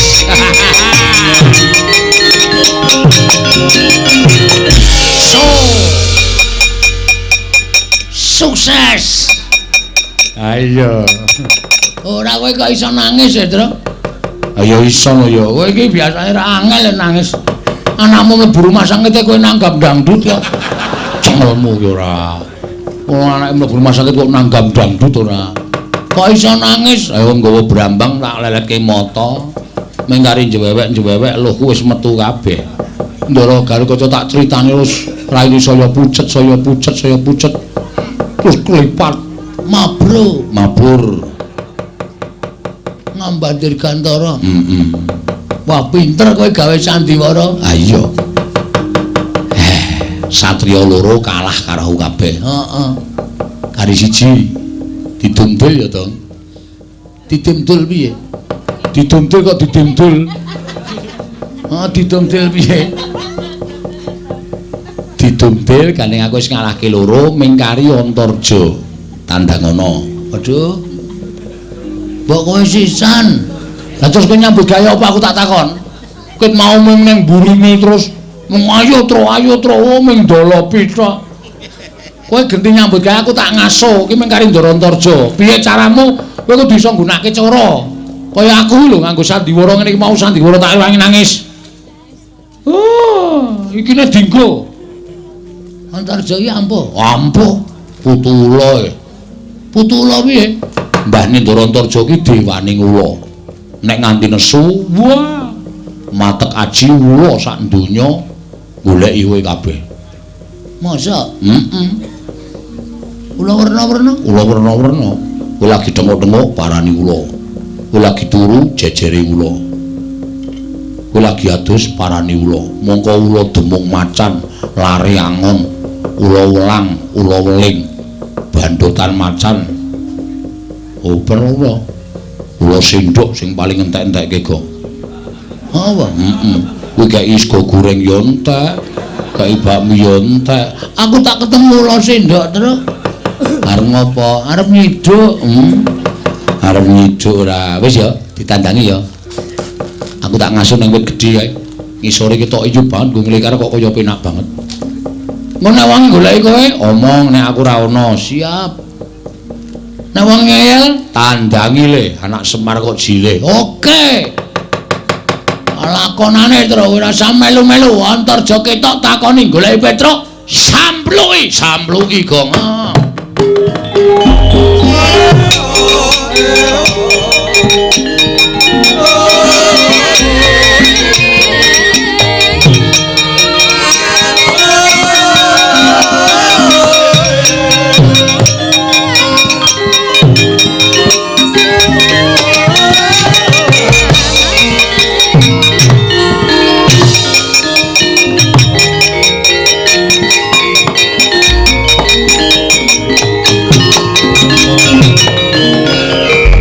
Bapak keperanggul mungguh ngayuda kebapak bawatnya bentar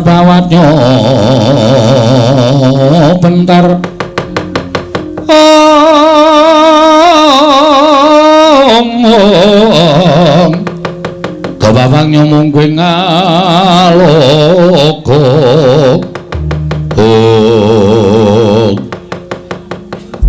Ndara Antarja. yo Bagong, aku sing tekan kene. Kowe gatosipun Goleki Petruk, kowe ngerti Petruk apa ora? ngertos? Korene. Oke. Terus sing digoleki kowe kok. Wah, jan. Aku ora iso omong to nek goleki aku ora ono. Pokoke didum nyambut gawe didum wong loro. Kok aku muni ra ono? Ora ono. Aku ngapusi. Ora apa-apa. Aku dosa. Tak sanggane. Ya. Petruk ora ono. Kowe mbudheke aku. Kowe guneman ning kono mau karo Petruk, aku krungu tak kandhani. Wah, Truk. Krungu Ora ana wong tak pancal raine ora. Omong, nek iki swara radio. Oh iya. Suara radio. Radio ngendi? Kanca tani. Kanca tani kok omong-omongan. Kanca tani iki biasane uyon-uyon. Wah, Truk ngerti. jan aku suwe-suwe mumet lho, Kong. Nganu liyane kanca tani. Oh iya. Radio ngendi? Radione kanca-kanca. Lu tau urung tau? Urung. Lagi anyaran. Petro nendi? Ora ana. Mboten wonten. Sampeyan mriki ajeng napa? Goleki Petro. Nek pun ketemu, Petro arep tak bondo. nek Petro ora gelem, Tak jiat, nek Petro wani, tak pateni. matane Petro. Iya. Ngopo dadak suluk barang? Ya men seniman e padake. Katriku mulung mangrempak ing wadya. Magiri runanggono.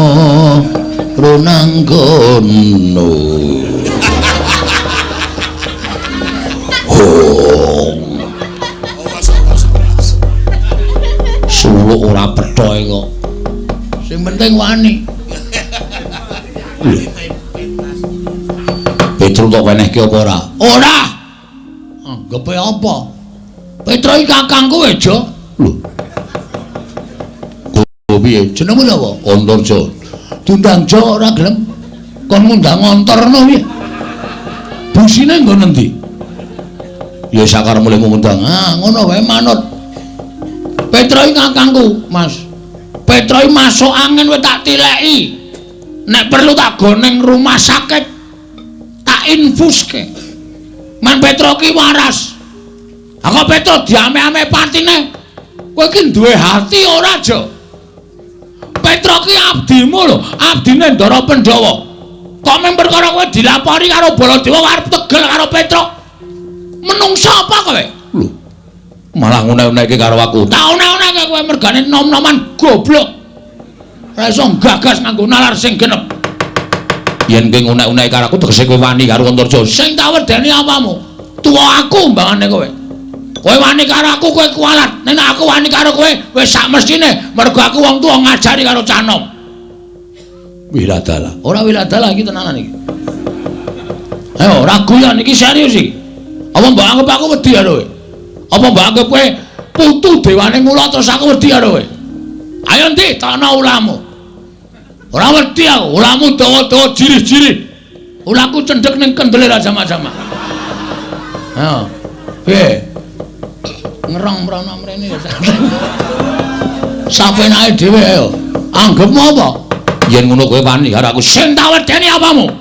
Ora minggat sembur melonyoh awakmu. Piye? Muni piye kowe? Sembur melonyoh awakmu. Hargae melonyoh awake Bagong kok. Bagong ki digodhog kowe ora tetel tak kandhani. Kok mung disembur. Kowe ngerti ora? Bagong ki anake sapa, Jo? Bagong ki anake Semar. Semar ki sapa? Semar ki Sang Hyang Ismaya, kae kakange Bathara Guru. Mula Semar ning jagat ki janjane digdaya. Ming Semar ki ra tau pamer, ra tau umuk, ra tau ngandhake nek dheke sekti. Ning anak-anak ya diparingi aji kasekten dhewe-dhewe. Gareng kae diparingi aji pencopetan. Petro penglibengan, aku pendodosan. Kabeh dikai aji dhewe-dhewe. Nek arep njajal aji-ajine Bagong sing diparingi karo Semar, aku mongko wis diweling. Bagong, kowe kena nggunakake aji-aji iki mergo aji-aji iki ampuh tenan. Tamake gunung jugruk segara asat. Nek ming gunung tok demek iso jugruk, segara tok demek iso asat. Lho, edan men pusakamu. Ora edan ampuh kok edan. Yo ampuh men pusakamu. Lho ampuh. Gunung tak demek wis jugruk kok. Segara tak demek asat. Wis tanggo nyoba bola-bali. Aja kok ming siji gunung loro tak demek jugruk kabeh. Jugruk ngiwa nengen kabeh. Segara tak demek iso asat. Ha nyoba piye? Matno. Waspadakno. Waspadalah. Telapak aku iki nek nganti murup abang, kowe mlayu ya aja. Mlayu sing ado. Mbangane engko tak demekke diadamu jemblong tekan geger. Aku ora ditanggung jawab nambani kowe lho. Nek kowe mati nek ana Slendra Werkudara mergo kowe tak kandhani ora nggugu. Hah? Paham ora ketak-ketip? Paham ora kata-kataku? Iya aku ngerti. Nah, iki saiki dimatke. Tak cedhake ngene men cetha. tengah-tengah epek-epek iki nek abang kowe ndang lunga saka ngarepane Bagong. Nek nganti kowe ora lunga saka ngarepane Bagong, nek nganti ana apa-apa, ana berita Antarja meninggal dunia. Aku aja tok salahke. Mergo kowe tak kandhani wis ngeyel. Ndelok, lho iki Jo, wis kuning. Iki dilongkas mateng. Engko dilongkas abang, nek wis abang tak dumukke dadamu ngono. Mati tenan aku ora tanggung jawab lho, Cak.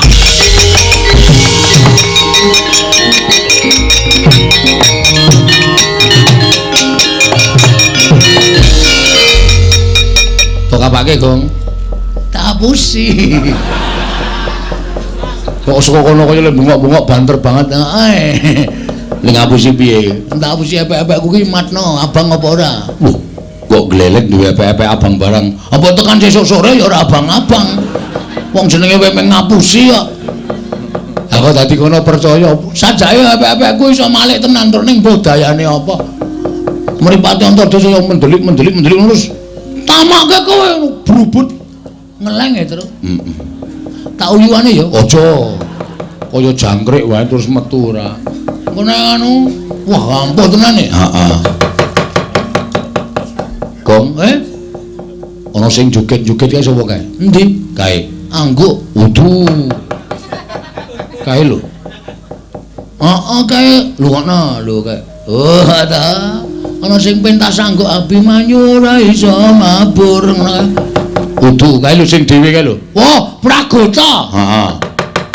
Kae dudu bendara, dudu sapa-sapa truk. Patih Mandura. Nek kira-kira arep nyekel awake dhewe diajar wong loro. Ya manut le.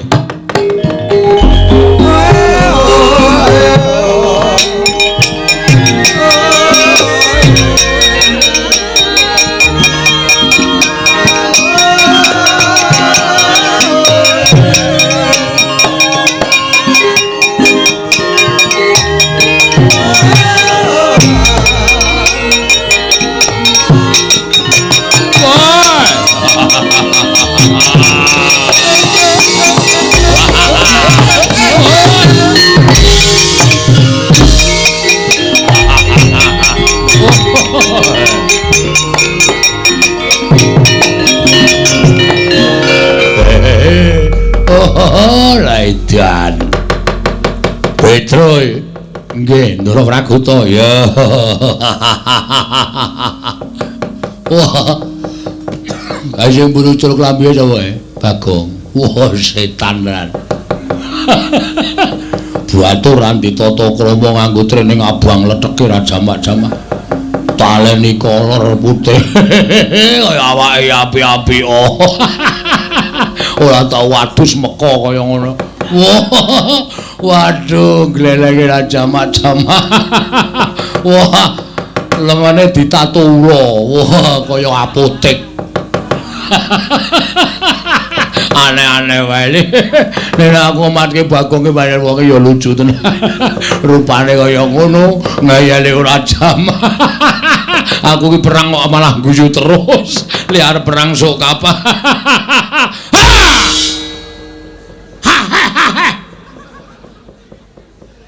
Ora getak ngono to, mancrawet kowe. Ki menungsa ya padake apa? Wah, anggere sing guyah-guyah bandem batako raimu kowe. Nesu. Nesu. Getak ya ora galak malah lucu. Untune iki dijabutke. Wong getak kok untune sama ini. Untuk marpotol apa, Gong? Kok dijabut nganggo ngono lho. Nganggo apa jenenge? Benang kae lho. Benang taleni terus kon narik cah cilik. Tau tak coba copot sak gusine, Nduk. Ah gusine apa pasangan apa piye? Ah karang ya wis tuwa. Gusi ki ra ya. Aku sekulino dinggo. Heeh.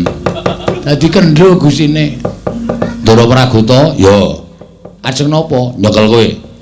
Wah, cekak aos, Truk. Langsung wae. Cekelen nek gelem tak jotosi ngono. Cekelen nek gelem tak jotosi. Wah, setan, kowe demit. Wani karo Patih Mandura. Sing dawet dene apamu? Sing tawet dene apamu? Wah, ora minggat kok candak mergane patimu. Kene margane kowe rasa omong terus.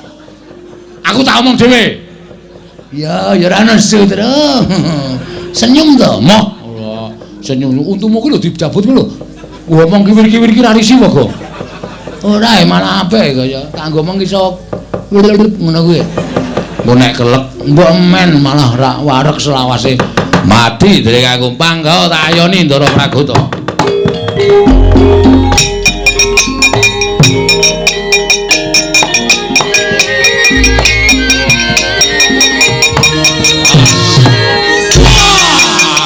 Wong siap. Ayo terus. Yo.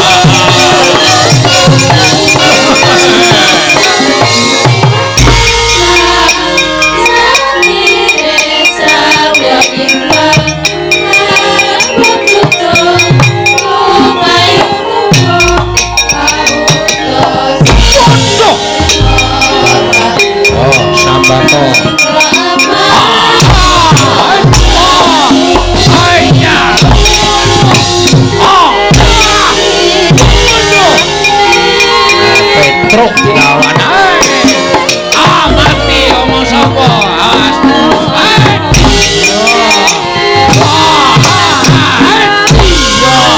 awas ten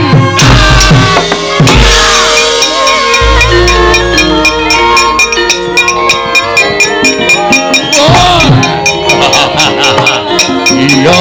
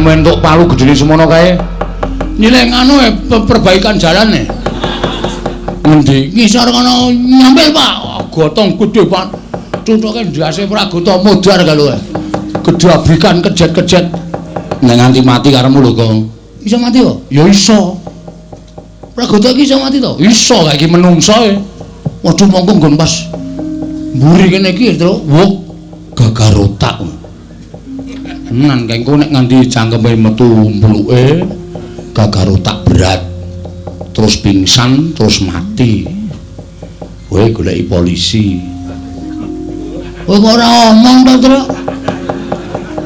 mbok ora meden-medeni to wong lan utuk meng lirih apa Wong saka kene krungu mak klothak ngono kok.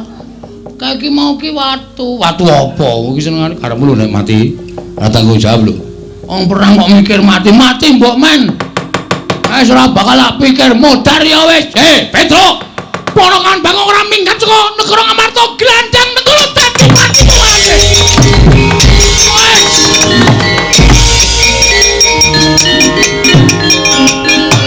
Anu suare jajalan sepertane bone pisanan.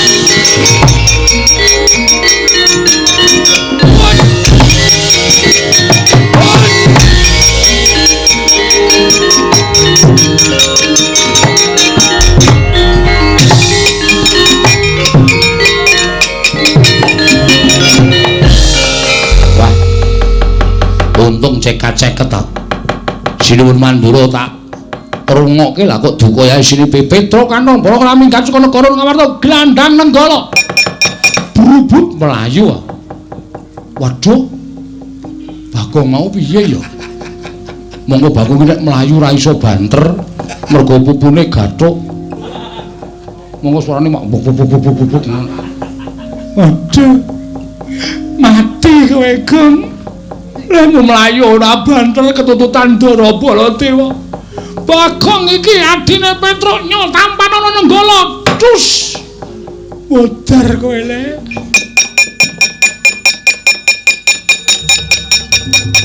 Lho. Iso slamet, Go. Asem aku ngojek e. Lho. Ngojek ora iso mlayu kok. Ayo syukur nek kowe ndek ide ngojek. Kowe klepat melayu, aku arep melayu, wis ketinggalan ada. Ana ojek tetek tak cengklaki. Oh. Wah, melayu kok. Wis sing ngojek iki tuwa. Montore Yamaha 75. Ha iya. Dadi ming suarane tok sing seru.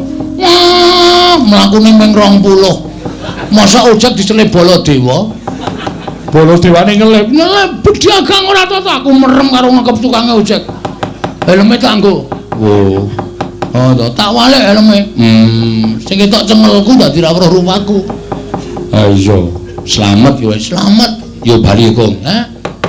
Ayo bali saiki wis wancine bali. Nek maju modar. Jare kowe wirang karo mati, pilih mati. Ha terus? Terus ngapa iki? Iso ngalake anak-anak Pandhawa kok bareng kono bantongane metu kok kene bantongane ngejak mulih. Ora gayeng iki. Ha terus maju terus. Aku mati nek maju. Ingat. Mati utama langsung swarga. Mergo kowe mbelani bapak. Oh iya ya. Heeh, wis malah tentrem ning swarga, Tru. Ora usah ngliwet. Ora usah nggodhog wedang apa-apa kebutuhan dicukupi karo widodari. Ora digoleki mendring. Ha iya. Aku iki bangetan ember barang ya kredit kok ya. Ora wong ora duwe kok. Wis ben sak arepku kok ya. Heeh, wis modar wae ora apa-apa. Dengkulmu mlocot ora. Nek ngono terus iki piye? Wis asa wedi kowe tak sangoni gaman, maju. Asli to aku ora goro. Bapak bangga denganmu. Nek nganti kowe mati, kok jasadmu tak go mulih karo bapak dipendhem ning Taman Makam Pahlawan. Iki Petro sing belani karo bapak. Dikai gendera kaya pahlawan sing wis gugur ning Madyalaga. Oh iya, Kong. Oh iya, santai wae. Wis dadi Taman Makam, wis dipendhem ning Taman Makam Pahlawan, matimu petuk widodari ning elek-elek. Ya men. Elek-elek ya men. Munggah ning kayangan. Mandi ning swarga. Goleno gaman. Hah? Goleno gaman. Arep apa? Arep maju. Ngono kuwi cah kendel mati kok wedi. Apa? Oh, HP ku mati tak ces urip meneh kok. Aku nak HP, aku menungso e. Oh iya, Dik. Yo, majunya terus. Kok bendo? Apa? Milihmu apa omong? Sing nang ndi ki nang golo ya ganti. Aku memang kurang manut piye ta, Tru? Ya, sewak ngono bakul glugu. Ha iki rada gleleng. Ha iya. Cacah Baladewa. Heeh. Pres wis dadi sewalang-walang. Nek ra aku mati sik. Mane kowe ndisiki aja keri. Oh iya. Titip dompetku, Gong. Hah? Titip dompetku. Kekno bojoku ya. Engko nek nganti aku 3 dina ora bali, kon nyelameti 3 dina tekan 1000. Aku mati, ngono wae. Oke. Ya. Anakku sing barep lanang kae arep lulus SMA. Sesuk lebokno ning perguruan tinggi. Lah sak tinggi-tinggi kok nek tiba ngrekoso. Ku sik perguruan tinggi lho, fakultas. Kok iki pinten terus sekolah tekan SMA kon ning fakultas. Fakultas kuwi jurusan. Kenek, udu. Pokoke ono universitas. Oh lah, maksudku ngono kuwi ora sing intelek omongane. Oh iya. Wis kana maju ana? Ya. Taman iki ya, Kon. Tamane gradi cengele bola tiba.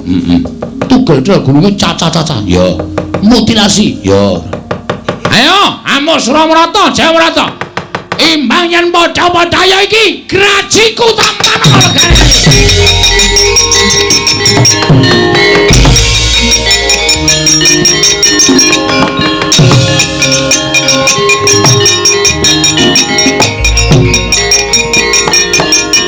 Wah!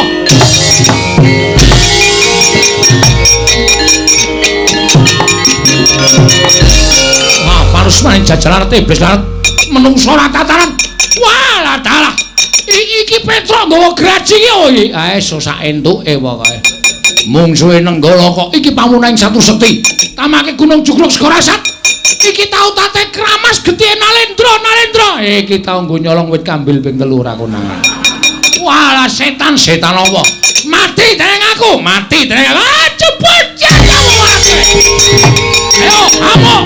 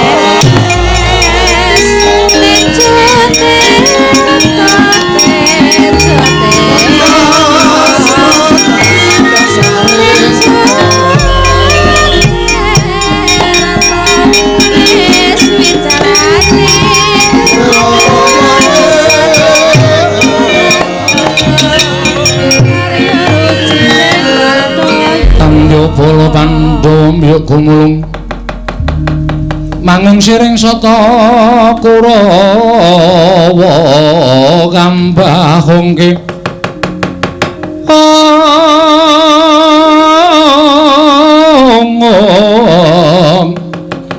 kambahungke Surakati temerut layut sagung ratu Yai kula nyuwun mangapunten sewu-sewu rapatanipun ingkang raka tadah wadana. Ngantos kula mboten saged amam bengi kamurkanipun Koko Prabu Mandura. Wekasan mboten saged dipun silaki dados sing panca bakah antawisipun Petruk kaliyan Koko Prabu Mandura. Koko Prabu Mandura mboten saged angampah mubal babaling karepson wekasan ngliga Kyai Nenggala. Petruk kenging Kyai Nenggala kendang kapracondang kuntal kaprapal. Samangke mboten dipun mangertosi wonten pundi papan pernahipun Petruk tasih gesang menapa sampun pejah. Koko Prabu mestinipun mboten mekaten lampahan ingkang dumados ngelingi bilih Petruk menika ana kawan Padruka piyambak. Nggih, Yai. Sajaipun Petruk ngiwi dhateng Raka ing Mandura. Kasengaja ndudul kamurkanipun ing Raka ing Mandura wekasan kula mboten saged ngampah tubal babaring karepson Petruk ing Kyai Nenggala. Nanging sasampunipun menika wonten raos getun salebeting manah kula. Nanging kados pundi malih bebasanipun sekul ingkang sampun dados jenang mboten badhe wangsul dados sekul malih. Kula nyuwun pangapunten. Koko Prabu menawi bab menika gampil. Namung kuwatosing manah kula menawi ngantos sakmangke Kakang Semar ngertos lampahan menika tumuli Kakang Semar mboten narimakaken sinten ingkang badhe saged amambengi kamurkanipun Kakang Nayantaka. Mula ingkang saking menika Koko Prabu Ndarawati gandeng paduka ingkang sagah ngendhakaken kamurkanipun Koko Prabu Mandura. Parandene gagar wigar tanantu karya kula nyuwun pangapunten paduka Kanjeng Koko Prabu kedah tanggel jawab perkawis menika. Yai, kula wonten paring adhawuh. Bab tanggel jawab kula mboten badhe selak. Namung wonten sukune lan ing penggalih paduka Yai Prabu kedah paring pustaka jamus miyang jimat Klimasada.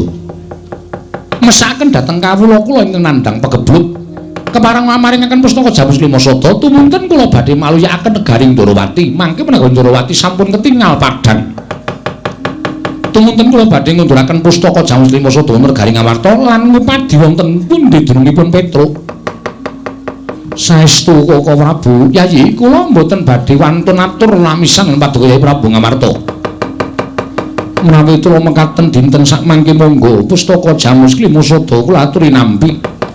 Nanging menawi mangke negari Ndarawati sampun ketingal padhang, kula suwun pustaka kakunduraken wonten negari Ngamarta. Lan paduka Kanjeng Koko Prabu kepareng mangupaya wonten pundi dunungipun Petruk. Oh inggih, ngestaken dawuh. Koko Prabu Mandura, nggih. Sawetawis Koko Prabu kula tilar wonten negari Ngamarta. Gusti, aku tinggal ing Ngamarta karo piye? Monggo Prabu lakoni negara Ngamarta ku mung minangka dadi saksi tama atur Kyai Kresna inggih kunjuk Yai Prabu Samiaji. Koko Prabu leres ngendikanipun Koko Prabu Mandura, kula nyuwun pamunten kula badhe mujatrosanipun Koko Prabu Mandura. Mangke menawi negari Ndarawati sampun padhang, kula ngunduraken pustaka jamus Klimasada sinambi ametuk paduka Kanjeng Koko Prabu. Ngono Kresna. Inggih. Yo. Yen pancen kaya mengkono aku mengkari manut. Mila klaturi lenggah sawetawis wonten negari Ngamarta, Yai Aji wonten dawuh. Pusaka kula aturi maringaken. Lan sakmangke kula nyuwun pamit wangsul dhateng negari Ndarawati. Koko Prabu monggo kula aturi nampi. Namung sembah kula ingkang nderekaken jengkar paduka Kanjeng Koko Prabu Ndarawati. Koko Prabu.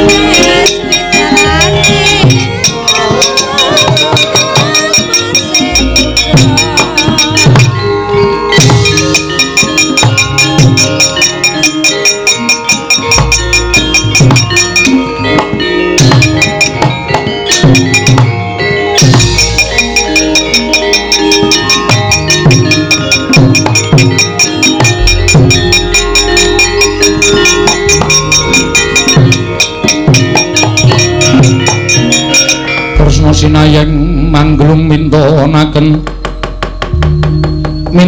Dewi Kramanira kanggo mitiraning asta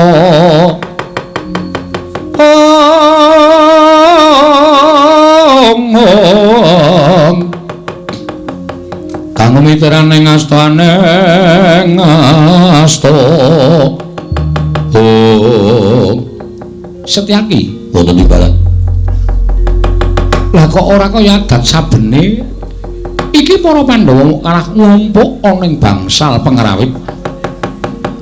Monggo pendak-pendak pun Kakang Suwana ning Praja Ngamarta tansah sinugata panembrama ingkang banget gawe bombong penggalihipun Kakang. Nanging kok ora ana ingkang paring pangandikan Yai Darma Kusuma sajake ewa nyawang pun Kakang. Werkudara gligaping paningal kaya ora tajem. Arjuna ya semono uga tumungkul ing Kisma. Kok Prabu? Nggih. Wonten menapa menika? Gusik. Kowe kok dadak takon ana apa iki? Sirmu piye? Lagi wae Yai Prabu Ndarawati mungkur saka negara Ngamarta. Nalika semono kowe sowan ana ing Praja Ngamarta nganti kalawan pun Kakang. Pun Kakang tok dadekke saksi tama bakal atur Risyadi kunjuk Yai Samyaji. Ngandhake enten negara Ndarawati ke Taman Pegebluk. Mula pun Kakang mbok kanthi dadi seksi nggone Risyadi bakal nyuwun kampil pustaka Jamus Klimasada. Barang Risyadi nampa pustaka Jamus Klimasada pun Kakang tok tinggal ning kene. Alasanmu engko nek wis negara Ndarawati katingal tentrem, aku tok pethuk saka negara Ngamarta. Lah kok saiki kowe bali mrene iki ana apa piye? Ya aja gawe bingung atiku lho Kresna. Setyaki, Wonten timbalan. wis kecandak saiki. Paringipun Iki mesti ana Surya kembar. mboten ketingal. Wis tak uruse dhewe kok rasa melu-melu Setyaki. Nggih, ngatus-atus kok Prabu. Yayaji. Kula nyuwun pangapunten Paduka Yai Samyaji kula aturi lenggah ingkang langkung sekeca. Werkudara tentremna rasamu ya. Ora usah bingung. Kok Prabu? Nggih. Mangke kula ingkang badhe narbu kala lampan menika.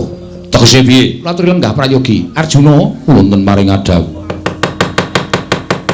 perangan ingkang padha lenggah ning kene iki ora ana sing tak percaya kejaba mung Syadi.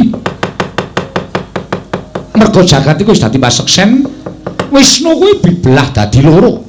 Ingkang separo mapan angganing Nata Ndarawati, ing separo mapan angganing adiku Madukara. Mula upama pun Kakang kuwi kembang Syadi sarine, pun Kakang kuwi geni Syadi urupe, dadi ora iso dipisahake. Janaka wonten dawuh. Marata nggunakno permana jati, nggunakno netra batinmu ingkang cetha Yayi. Sawangan pun Kakang. Pun Kakang ingkang nggawa pustaka Jamus Klimasada apa dudu Janaka? Koko Prabu ketiwasan.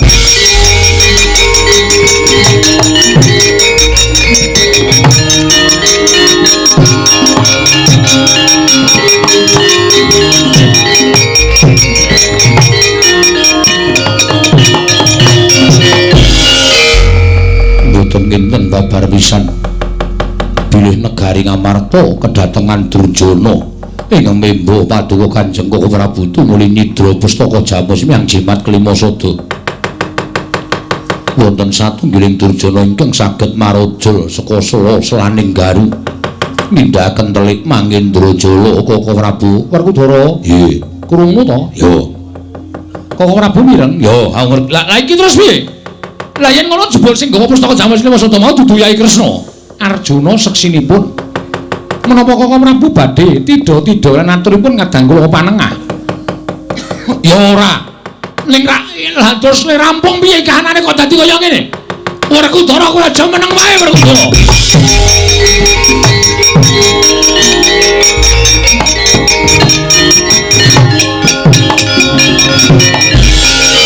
Kresna Kakangku. Wit biyen mula Werkudara ki nggone wong wutuh apa anane. Najan kanthi pawadan kowe nggunakake Janaka mbok nutupi awakmu. Nanging Werkudara percaya karo paningalku dhewe. Ilanging pustaka Jamus Klimasada diboyong dening wujuding Kresna. Mula baline pustaka Jamus ya saka kowe, ora ya saka kowe. Yen nganti ora iso mbalekke pustaka Jamus Klimasada, aja ngaku kadange tuwa para Pandhawa.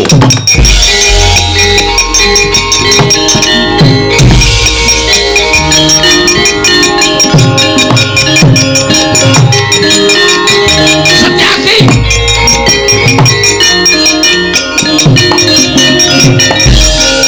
Ana wong arep metu kok digondheli Kresna, kula wonten maring adhawuh. Tak pikir-pikir Werkudara ki arep wong mloha ning ucape sarwa bener. Mula aku ya ngertine sing nggawa Ratu Ndarawati wujude Kresna. Yen nganti sira Yai Prabu ora iso nemokake meneh pustaka Jamus Klimasada, kowe padha karo memirang karo pasuryanipun Kakang. Memirang karo kadangmu tuwa Mandura. Prabu Baladewa, mbok gawe isin negara Ngamarta. Ora iso nemokke aja ngaku dulurku nom, Pak.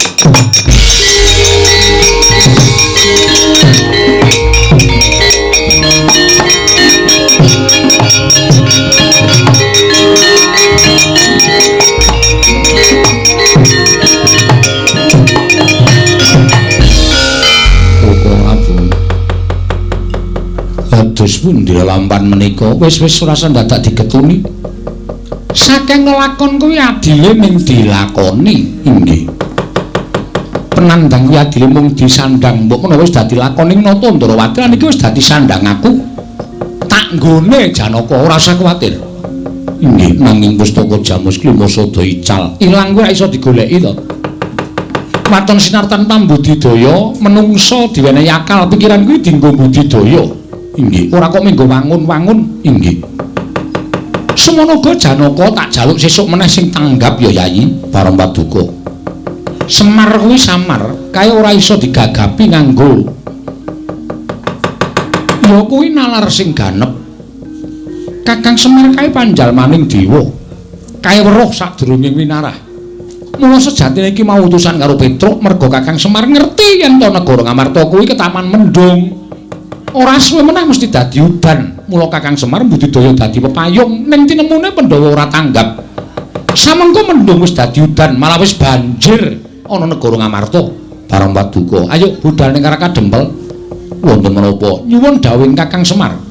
Lan nyuwun pangapura dene para Pandhawa kurang tanggap. Kok ora bungestaken dawuh karo pun Kakang bareng. Semonggo kula dherekaken Koko Prabu.